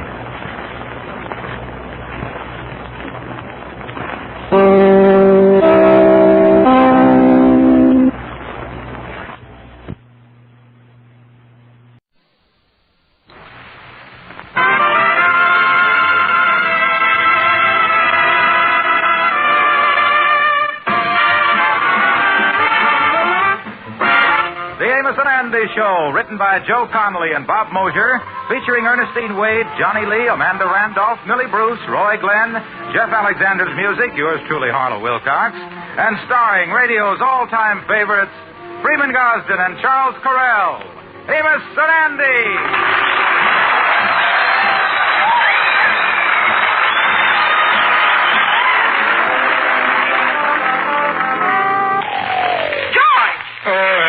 It's nicer to see Lodge or Kingfish speaking. George. Hello, honey. George, what's this sign on the door? In conference. Well, I was in conference, honey. My conscious mind was talking to my subconscious mind, and I went unconscious. Did you go downtown and get that job I told you about this morning? That was a great opportunity. Yeah, well, I phoned the players and invited the man out here to interview me, and they wouldn't come. George, I'm getting sick and tired of you missing these opportunities. They only knock once. Yeah, well, when they knock hard enough, I'll let them in. George, you done passed up every opportunity since we got married. Yeah, well, we should pass that one up, too. What? I didn't say nothing. Well, I'm getting sick and tired of it, and I'm going to do something about it. Well, all right, smarty pants. I'll give you full charge opportunity. You want to be the master of the house? Go ahead and try it. You take charge around here. Well, I will try it. I'll be a better master than you are because you're just a no-good, loafing, lazy... Oh, hello, Amos. Well, hello, Sapphire. I hope I ain't busting in on nothing here. Oh, no, Brother Amos. We was just having a little tete-a-tete. Yeah, I could hear you way down the hall. Well, she was skating a little louder than I was. Well, I I guess I ought to knock because there's a sign on the door saying in conference. Well, I always put that on the door when my wife calls on me. We might have been kissing, you know, a little billing and cooing and stuff like that.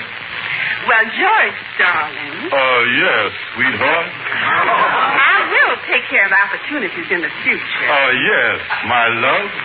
Goodbye, Amos. So long. Close the door, will you, honey? Is the door still on the hinges, Amos? I say, Kingfish, that fella that moved next door to me is out in the hall, and I thought he might make a good member for the lodge. Oh, yeah, you told me about him. Bring him on in here. Come on in, Miss Jackson. Right this way. Miss Jackson, I'd like to have you meet Mr. George Stevens. He's the big head of the lodge known as the Kingfish. Well, I'm overwhelmed.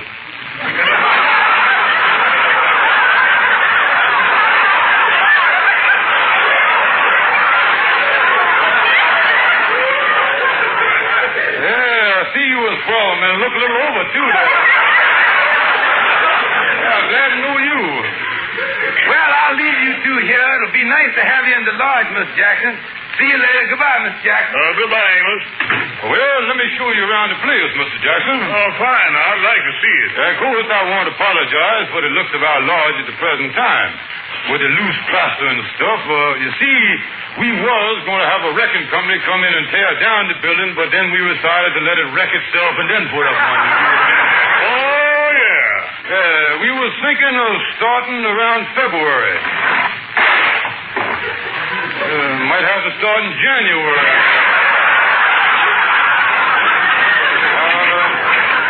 Now, over this way. Now, this room here is our rumpus room. Sure, look at it. The furnace is all busted, the rug is all torn, and that window over there is all smashed. Well, I guess they had a rumpus here there. Step over here, Miss Jackson, to this other one. This is our recreation room. This is where we recreate, right here. There we is. See the pool table there and everything? Yeah, but one of the legs is missing. The table's much lower at that end. Yeah, well, Miss Jackson, the Shorter brothers play at that end, you see. Yeah. Well, Miss Jackson, just step around the rubbish there and we'll go back into my office. All right. Yeah, the place is usually much neater than this, but it ain't been clean since our janitor done got married. He was supposed to come back last week, but he wanted to see his son graduate from high school, you know. Well, that explains it. Yeah, well, now, Miss Jackson, about you joining the lodge. Well, I think I'd like to join. I'm a stranger in town, and this would be a nice way to meet people. Yeah, well, that's fine, but we is pretty particular about our members. A member is admitted solely on the basis of his character, background, and integrity. And if he ain't got that, he got to have $10 in cash. Well, I hope I can qualify in both departments. Here's my $10, and here's the application that Amos gave me. Oh, that's fine. You been working in Harlem? No. I've been homesteading in Alaska. Homesteading? Is that so? I read about that homestead stuff. And you know the United States government will give any citizen 160 acres of land in Alaska, provided he stays on the land 7 months a year for 3 years and develops it. And you done that, huh? Oh, yes. You know there's a lot of oil in Alaska, too. And they found oil near my property. And I sold it for $40,000. Got it for nothing and sold it for $40,000. That's almost 100% profit, right there. Tell me this, Mr. Jackson. Will the government give it to anybody? Anybody that will go up there. I don't want to go myself because my skin is allergic to cold weather, you see. I wonder if I could send somebody and split the profit with them. I see nothing wrong with it. That's up to the two of you. It's cold up there, huh? Oh, yes. Well, just before I left, I read in the paper that one fella stuck his head out the doors and froze his ears off. Is that so? Well, Miss Jackson, we're going to act on the application as soon as I read the references. But paying the $10 in cash, that overshadows everything. The truth of the matter is, if this bill ain't counterfeit, you is in. That's why. Thank you. Thank you, Mr. Stevens. Let me hear from you. Good day. Goodbye, Miss Jackson. Hey, that Alaska deal. Man froze his ears off. Hello there, Kingfish. Brother Andy, stand right where you is a second. Put your hand over your ears, will you? There he is. What's the idea? You even look better without ears, yeah. Sit down, brother. And I've got the greatest opportunity for you ever had in your life. It's a chance for you to leave Harlem. Yeah, well, this cold weather sure got me. I want to go south. Brother Andrew, I was going to all the trouble of working out the deal. Me and you split 50-50. You was going to homestead in Alaska. That's what you're going to do. Homestead in Alaska? Yeah, the government will give you 160 acres with oil on it. You live there for 3 years, sell it at a profit, and we split $40,000 in cold cash. Cold is right. Somebody told me it was so cold in Alaska that the Eskimos go to Iceland for the winter. No, that's why you're wrong. The weather there is mild. You see, the Gulf Stream comes from the Suez Canal, goes through the Amazon River, mixes with the hot backwash of the Mississippi, and cuts through the Panama Canal, makes a beeline for Alaska, which is 3,000 miles as the coast swims. That's what it is. You mean you've got to get out in the Gulf Stream up there to keep warm? No. The hot air from the Gulf Stream billiards off of the Pacific Ocean, blows right into Alaska through the Aleutian Islands, the kind of a cold. It's the kind of a cold that we call a warm cold. Is the government giving away any land in Florida? Alaska is the healthiest place in the world to live. Did you realize that here in New York last year, 36,596 people died?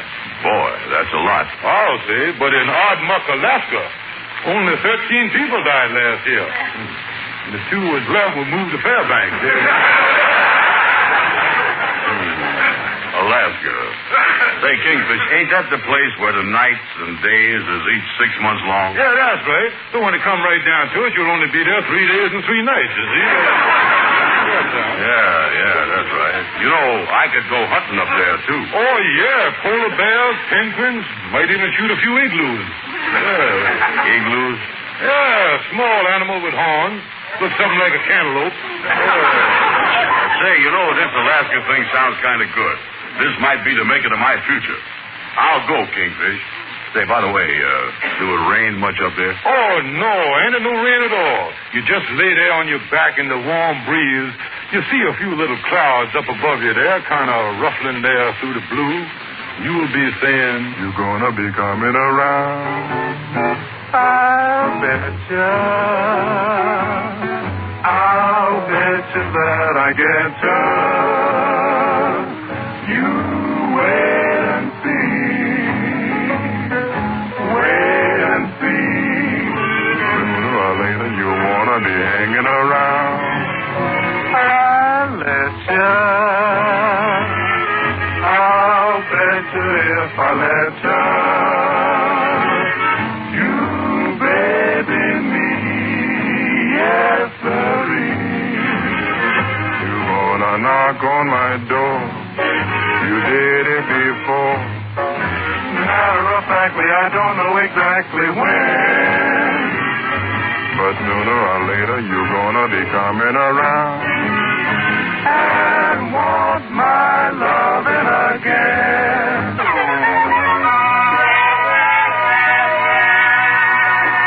Well, Shorty, the reason I asked you is because I understand that you was an outdoor man. Oh, yeah. I spent a lot of time in the outdoors. But it was so dangerous, though. There I was, all alone in the woods, facing windstorms and howling blizzards.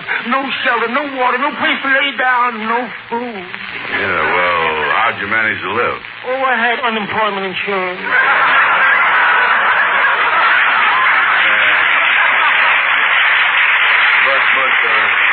But Shorty, tell me this, on the level, has you ever been hunting? Oh, so, Andy, I've done a lot of hunting. The last trip I was on, I was hunting for 3 days. I went miles to the east, miles to the west, miles to the north. Well, what was you hunting for?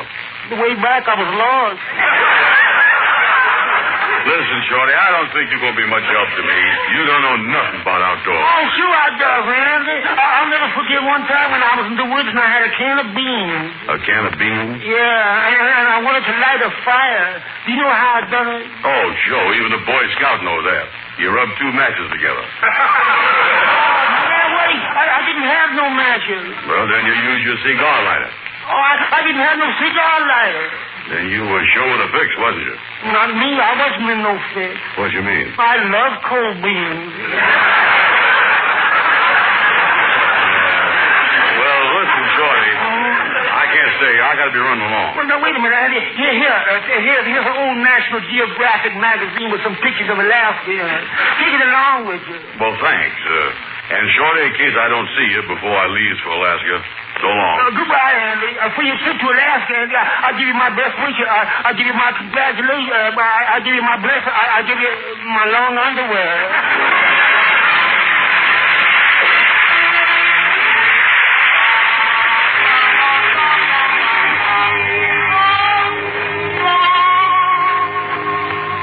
Kingfish, I'm telling you, this Alaska thing going to be great for me, you know? Yes, and I've been working on the thing for you. Tell me this, is it going to be too cold up there? Oh, no.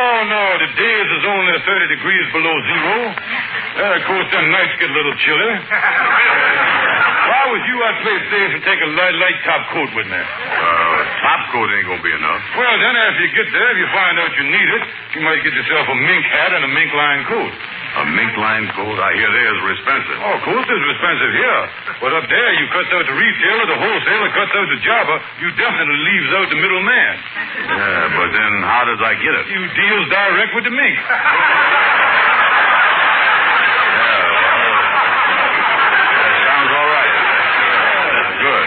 Now, tell me this, too.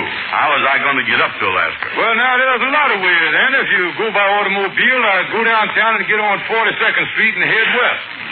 Just don't forget to make a right turn when you get to Seattle. That's all you got to do. Yeah. Just a minute, Andy. Look here. I got an atlas here of the world. Here's the atlas of North America right here with everything on it, the oceans and all. Oh, yeah. That map shows everything. Yeah. Hey, what's them straight lines running across and up and down? Oh, there's new highways, Andy. No, it ain't. Now, wait a minute. This here say longitude. This one here is latitude 45. Yeah, that's Latitude Boulevard. You see there? It goes right across. They call it Route number 45. Yeah, they sure been them straight nowadays, don't they? I noticed that this one cuts right across the middle of Lake Michigan. Yeah. They got a bridge going across there now. You go right over there. Say, look here. I want to be sure to make that turn to Seattle, because this road goes right out in the ocean. I tell you, Andy, don't worry about the ride out. You will enjoy sitting in the back seat of a limousine looking at the scenery going first class. Oh, yeah. Sounds great. Oh, sure. But I wouldn't carry too much stuff because people don't like hitchhikers with a lot of baggage. No, I'll just have the top coat, and I'll see the mink when I get there. Yeah, that's it. You was all set then. Yeah, well, wait a minute here. I got this magazine about Alaska that Shorty gave me. I ain't looked at that yet. Yeah, what is this thing here? Let me see this thing. Open it up there. Say it got pictures of Alaska in there. Let's see the thing. Now, go ahead. Let's see here. Kingfish, I ain't going. Oh, now, wait a minute, Andy. It's all off, Kingfish. Look at this. It say here, Alaska. Last outpost of the frigid north. And look at them icebergs there. Andy, them ain't icebergs. Them is the White Cliffs of Dover, you know. Well, I'll tell you one thing. If that's Dover, it's got a lot of seals laying all over. They always have them over there. Now, take it easy, Andy. No, you take it easy. I ain't going. Oh, now, wait a minute. You can't do that to me. I done made an application for you. Paid $16 of my own money. Well, I ain't going. Yeah, well, I'll see my lawyer and find out if you're going or not.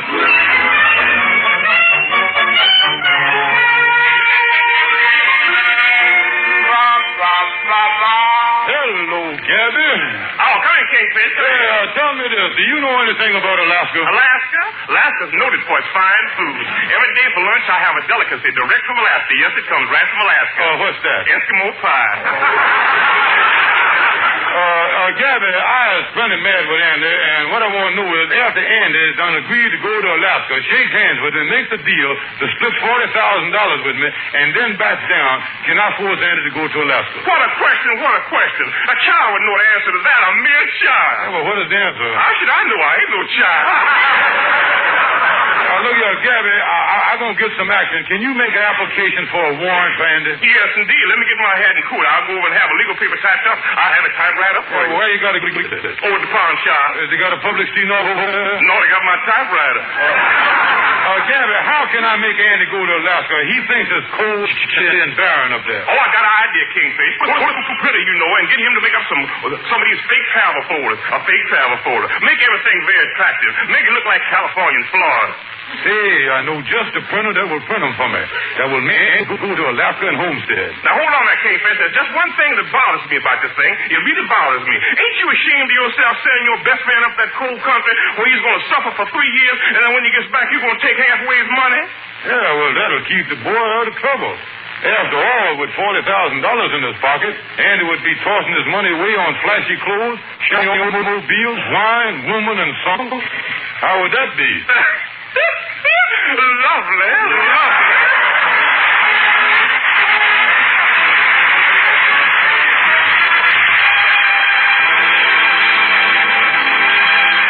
Great. My friend over at the printing shop suddenly fixed me up with these fake folders.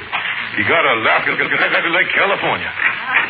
Come in, Brother Abner. Hello, Kingfish. Well, what you got there? Oh, the Alaska Chamber of Commerce just sent me down some of the new folders. I see they're having another balmy spell there. Let me see the folder. Look at the picture there. It says beautiful, warm Alaska. They got palm trees up there with coconuts on them, ain't they? Oh, them ain't coconuts. Them is heat blisters.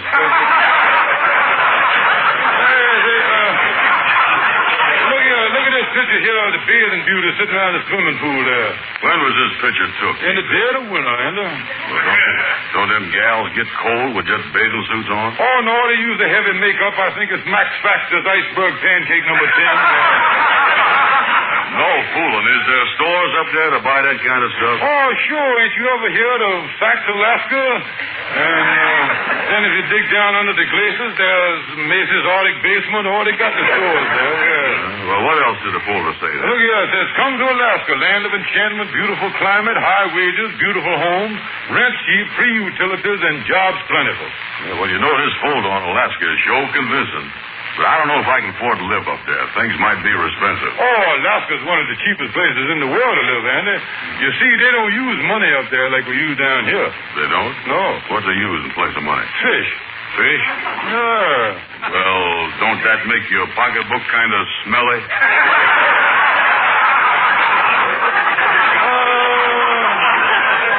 No, they use fresh fish. The bank gets a new load every morning. Well, just the same, I'd hate to go to sleep at night with my money under my pillow.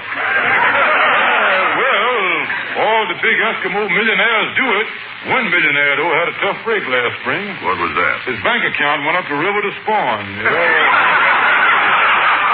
well, I still don't understand that, Kingfish. Now, look here. Say, for example, I want to buy a shirt. You mean I just hand a man a fish? That's right. You hand him a salmon, and he gives you back 3 mackerels change, that's all. Maybe 4 mackerels. All depends on the price of the shirt. Yeah, but suppose I want to buy a package of cigarettes. I can't put a salmon in no cigarette machine. No, they use sardines for that up there. Oh, you don't have no trouble at all, and the beauty of using fish for money is that even after you was broke, you still smell like you got money.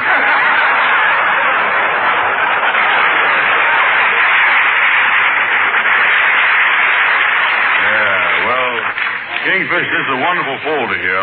I was going to Alaska, all right. Can I have this folder? Oh, sure. I got plenty more of them at home. Yeah, and I just thought of something, too. Oh, what's that, old pal? The day I leave for Alaska, I better get all my money changed into fish because I want to have plenty of cash when I arrive there. Oh, yeah. Well, look here. I got a suitcase in the next office that somebody left here. Wait a minute. I'll go and get it, and you can use the suitcase. Oh, boy, this folder of Alaska sure is great. I'm going to like it up there. Hello? Hey, say, is the Kingfish there? No, not right this second. Well, this is Joe over at the Williams Spring Company. I made him up some fake folders on Alaska yesterday. He wanted to play a joke on a guy. I was just wondering how it worked out. Fake folders on Alaska, huh? Mm-hmm. They worked out fine. They did, huh? Well, goodbye.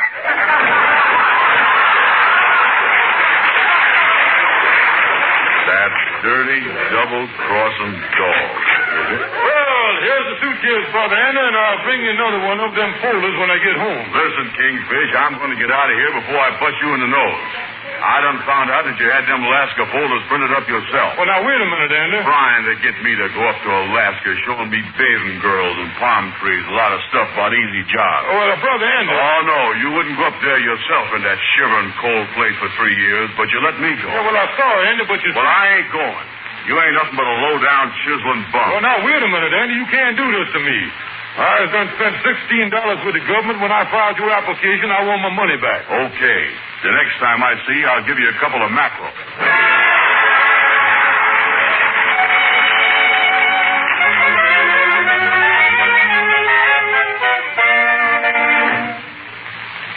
That's you, George? Yes, it's me. Oh, you look upset about something, George. Sure, I was upset. I spent a lot of money on a big business deal with Andy, and the whole thing fell through. Oh, well, cheer up. I got some good news for you. Well, I could use some good news. Well, George, I gave up the apartment here and sold all our furniture. Well, what is the big idea? I saw that travel quote. I bought tickets, and we're leaving for Alaska.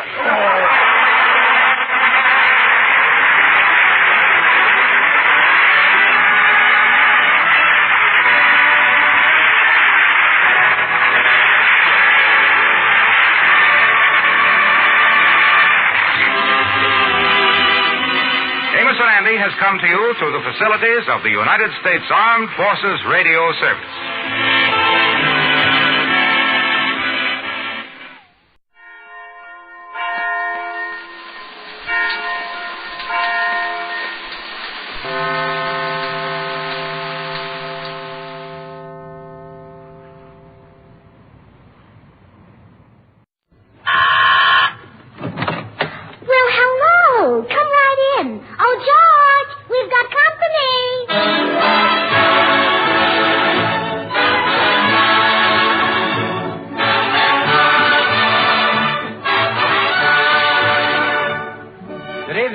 Goodwin speaking for Lever Brothers, makers of Swan, the new white floating soap.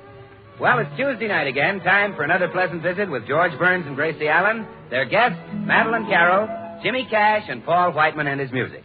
And now meet the people who live in the Burns house, George and Gracie.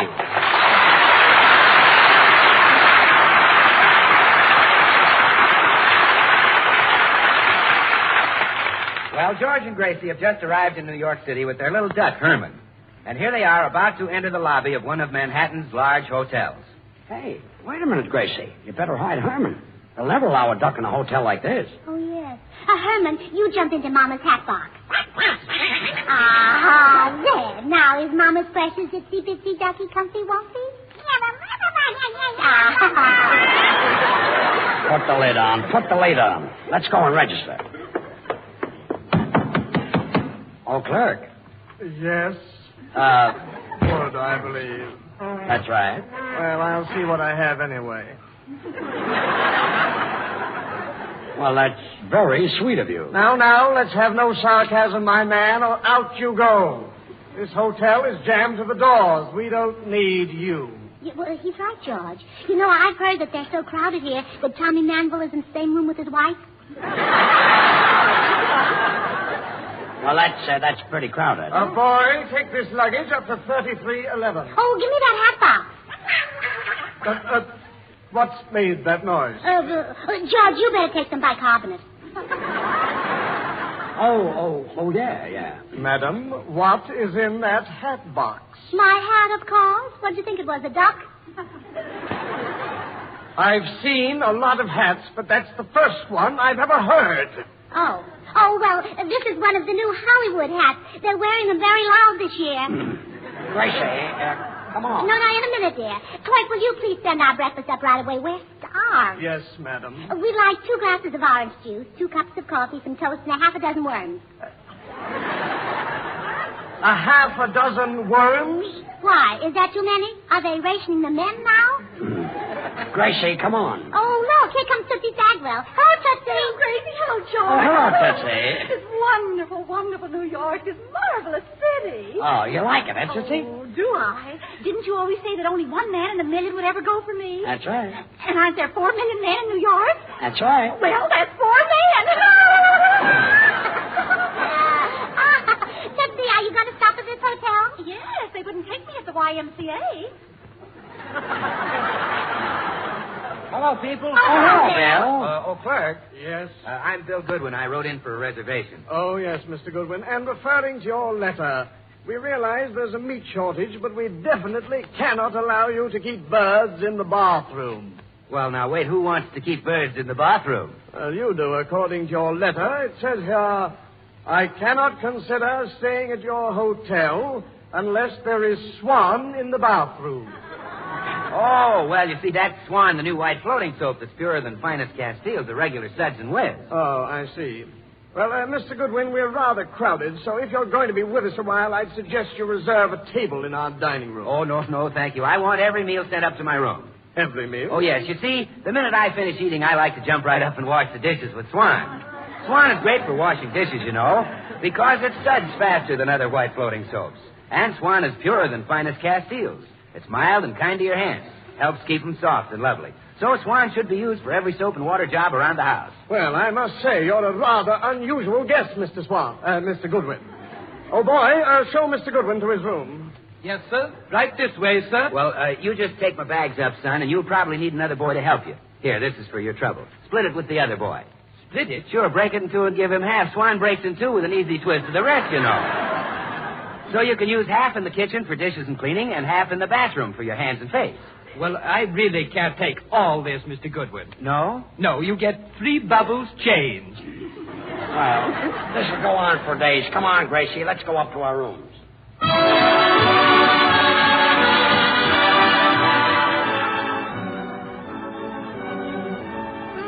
George, isn't this a lovely suite? Just look at that view. Yeah, isn't it pretty? Herman, jump up on the windowsill, and Mama will show you New York. There, that's a good boy.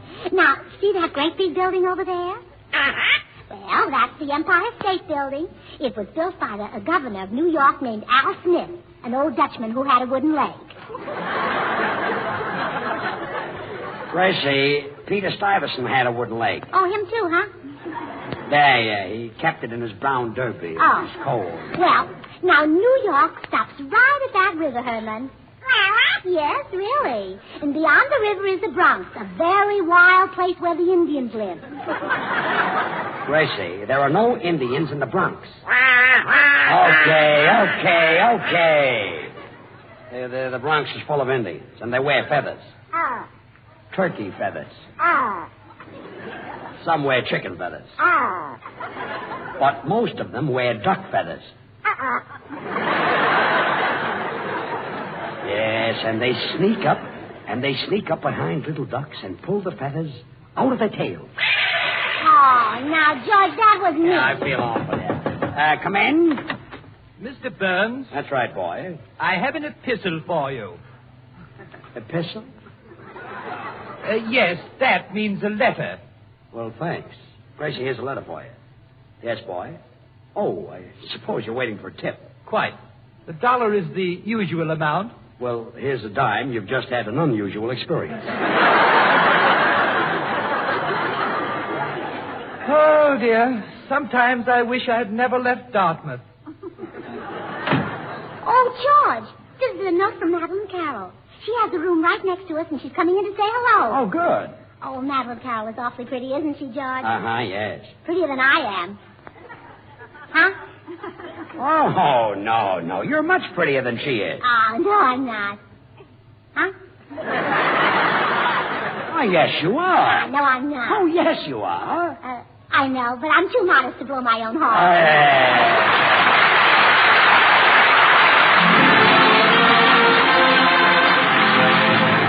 This is Paul Whiteman, and here's what we consider a mighty smooth arrangement by Jimmy Mundy of one of America's favorite tunes, Moonlight Move.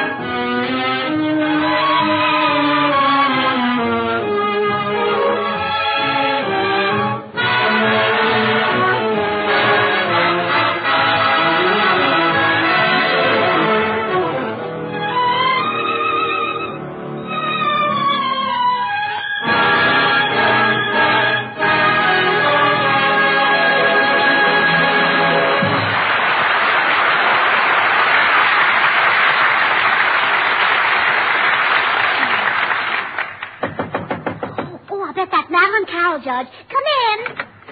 Well, hello, Gracie. Hello, George.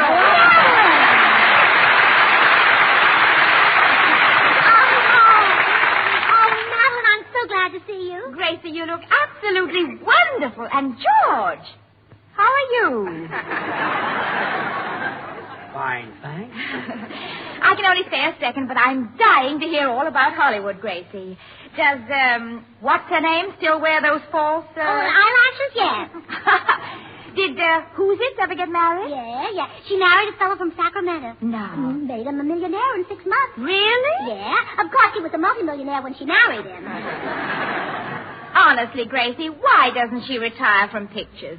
She'd be known as the grand old lady of the screen. If she were only a lady. Yeah. Well, isn't it nice to get together and talk about old friends? Yes.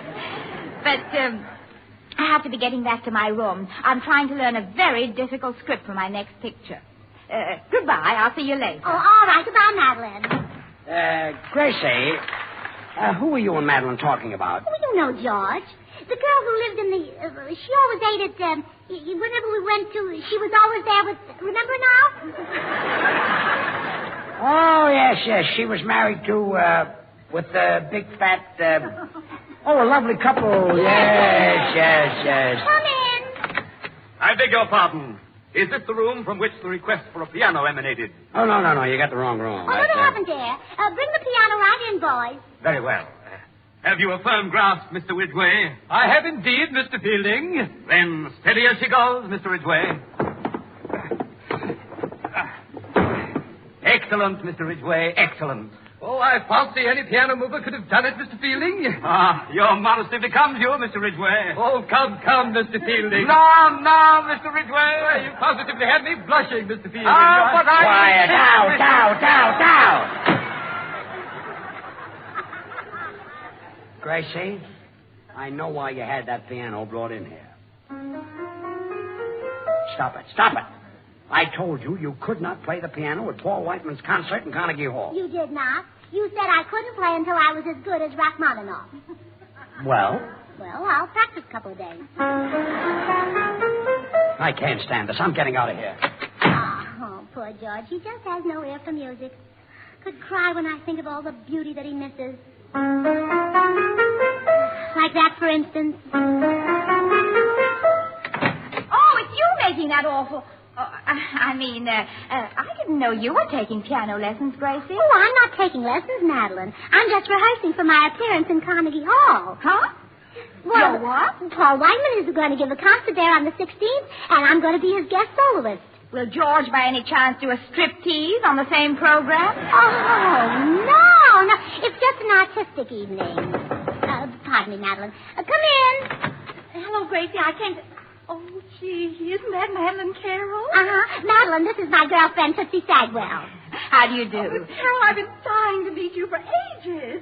But the closest I ever came was one night in Hollywood when I waved to you at the wrestling matches. Remember? No, I'm afraid I don't. Who were you wrestling? Oh, well, never mind. Gracie, could I borrow a few handkerchiefs? Well, sure, Tootsie. Didn't you bring any? Yes, but I've used all mine trying to get acquainted with men. I keep dropping them on the sidewalk, and they keep kicking them into the gutter. Oh. Well, why don't you try dropping them in the gutter? Oh, I don't care to meet that class of man. Goodbye. Now, what were we saying, Madeline? Well, about your practicing, Gracie. I'm trying to memorize a part right in the next room, and there are no other rooms available. You understand, don't you? Oh, yes. You can't help listening when I pour my soul out on the keyboard. I knew you'd understand. You know, I'd stop in a minute if George wasn't so stubborn. George? Yes. He doesn't want me to give the concert until I'm as good as Rachmaninoff. So I have to practice. Gracie, please don't practice anymore. I mean, really, you're as good as Rachmaninoff right now. Well, you know that, and I know it, and Rachmaninoff knows it, but George is so stubborn. Gracie, there must be some way you could persuade George to let you play the concert without practicing. Have you any ideas? Well, one of my friends can make her husband do anything because she once caught him flirting. Did you ever catch George? Oh, no. He never looks at another woman. And it's mutual. But I've got to learn my part for that picture. Well, wait, I've got it. We can help each other. How? Well, let me catch you, Freddie, with George. Oh, no. George isn't exactly my type. Oh, well, it's too bad. So, Madeline, I know you want to concentrate on your part, and I do get tired of this. On second thought, George isn't so bad. In fact, he's becoming more attractive every minute. So I'll do it. I'll make love to George. Oh, wonderful. That solves both our problems. Yes, and someday Hollywood will erect a monument, and the inscription will say, "To the memory of Madeleine Carroll. No actress can ever equal the sacrifice she made for the sake of the theater."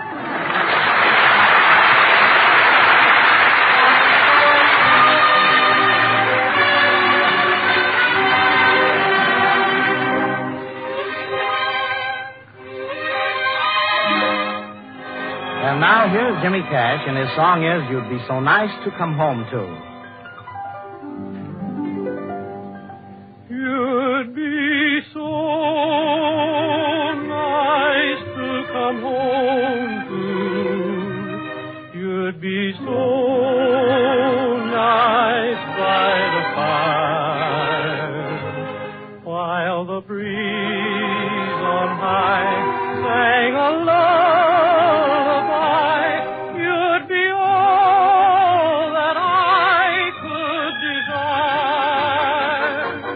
Under stars killed by the winter, under an August moon burning above, you'd be so nice, you'd be paradise. Under stars killed by the winter, under an August moon burning above, you'd be so nice, you'd be paradise to come home to and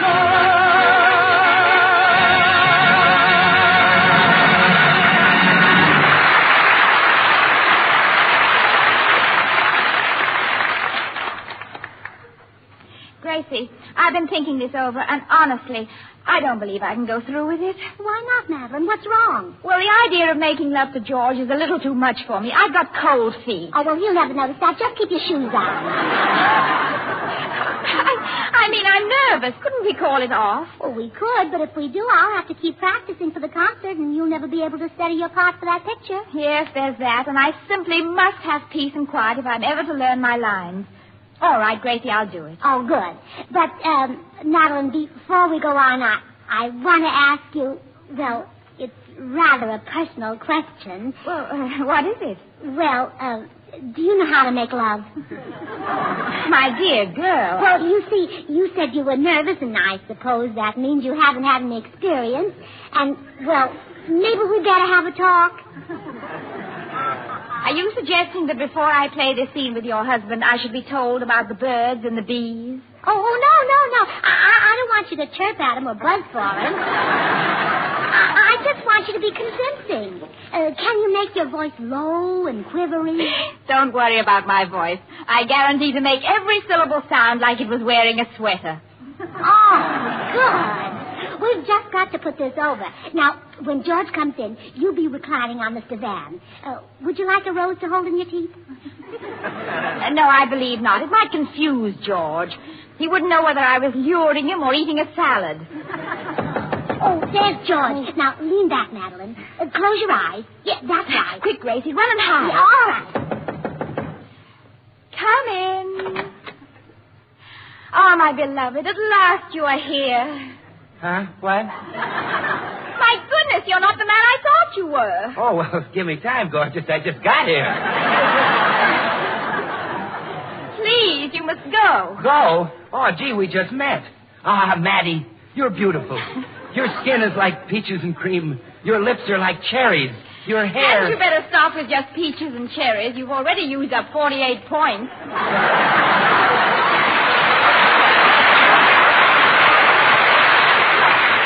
You know, Madeline, I'm crazy about blonde hair. Beautiful, soft, lustrous, curly blonde hair. Really? Yes, and the reason I've got that kind of hair is that I wash it with Swan. That Swan, the new white floating soap that's purer than finest Castiles. Money can't buy a purer soap. Well, look, Blondie, you better go. You see, I'm sorry, Madeline. I know I acted impulsively, but I'm really not like that. At heart, I'm just a simple boy, the home type. I want only 3 things from life. A little cottage, a baby, and, well, I guess you know the third. What? Bar Swan to bathe the baby. Swan is great for bathing babies, you know. It's so mild that it's kind even to a little baby's tender skin. So you know Swan must be great for your hands and face, your tub or shower. Now, really, young man, you must leave this instant. I'm expecting someone. Oh, I get it. You lead me on and then toss me aside like an old shoe. I should have listened when Father told me about women. What did he tell you? Well, he said, Willie, my son, women have long considered Castile soaps the standard of purity. But Swan is even purer than finest Castiles. That's what my pop said. Oh, Bill, if you don't hurry up and leave, you'll spoil everything. Oh, really? Well, say, what are you girls up to, Gracie? Well, I'm trying to catch George, and Madeline Carroll is the bait. Madeline Carroll is the bait? Well, gee, what a sucker I am. You know, all my life I've gone fishing with worms. So long.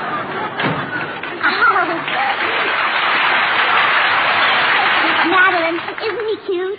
Well, he might be fun in a soapy sort of way. Well, look, George will be here any minute, so I'll go and hide again. And when you've got him trapped, I'll rush out. Hey, shouldn't we have some sort of a signal? Oh, yes. Look, when you're ready, why don't you say something to him in French? All right. What about, l'amour? Toujours l'amour. Oh, well, that's wonderful. It sounds even better than French. That must be George. Good luck, Madeline. Come in. Hello, Madeline.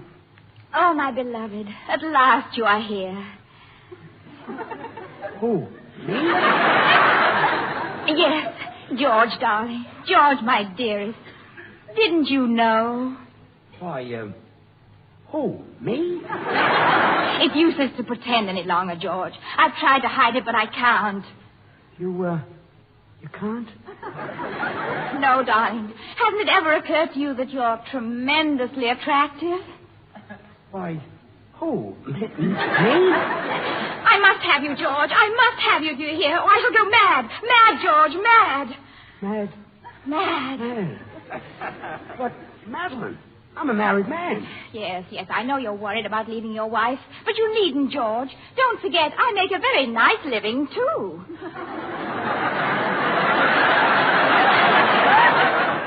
But I love my wife, Madeline. No one shall stand in my way. Come here, to my arms. Hey, cut it out, Madeline.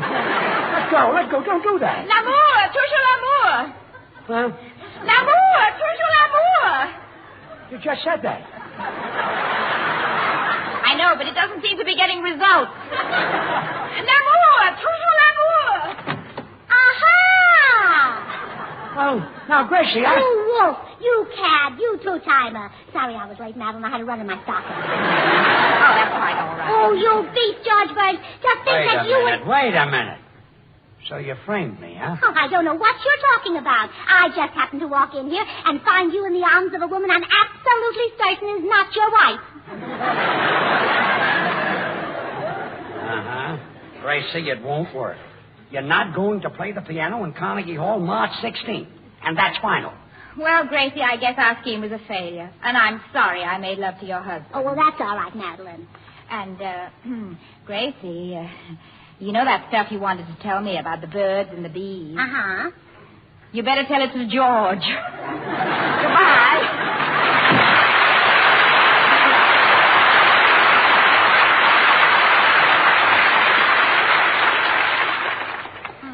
You know something, George Burns? What?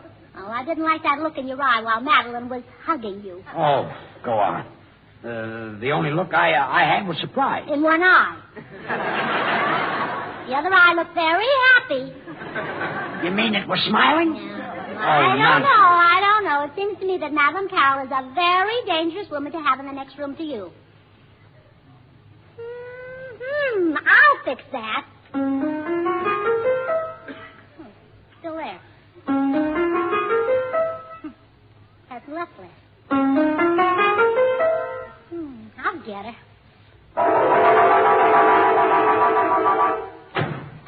That's it. Well, I got rid of her.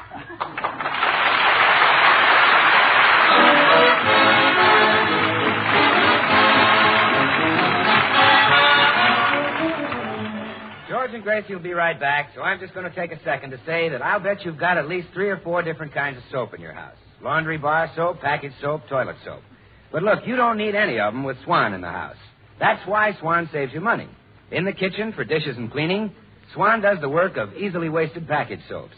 And in the bathroom, well, Swan gives you more soap per penny than any leading toilet soap tested. And gives you a soap that's purer than finest Castile. So look, get Hep, get Swan. Well, here they are again, George and Gracie. Look, Gracie, will you please forget the concert? I don't want you to get up in Carnegie Hall and make a fool of yourself. Oh, don't worry, George. They laughed at all great musicians. They even laughed at Franz Schubert. But look at all the theaters named after him. Yeah, that Paramount was a great musician, too. Sam, oh, good night, everybody.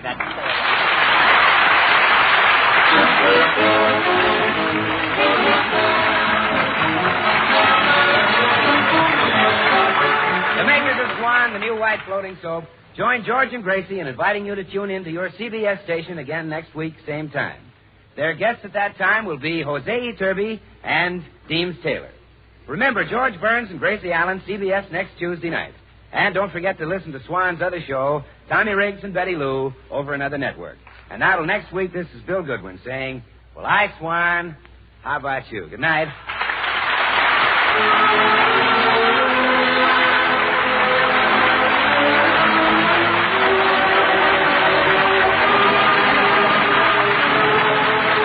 This is the Columbia Broadcasting System.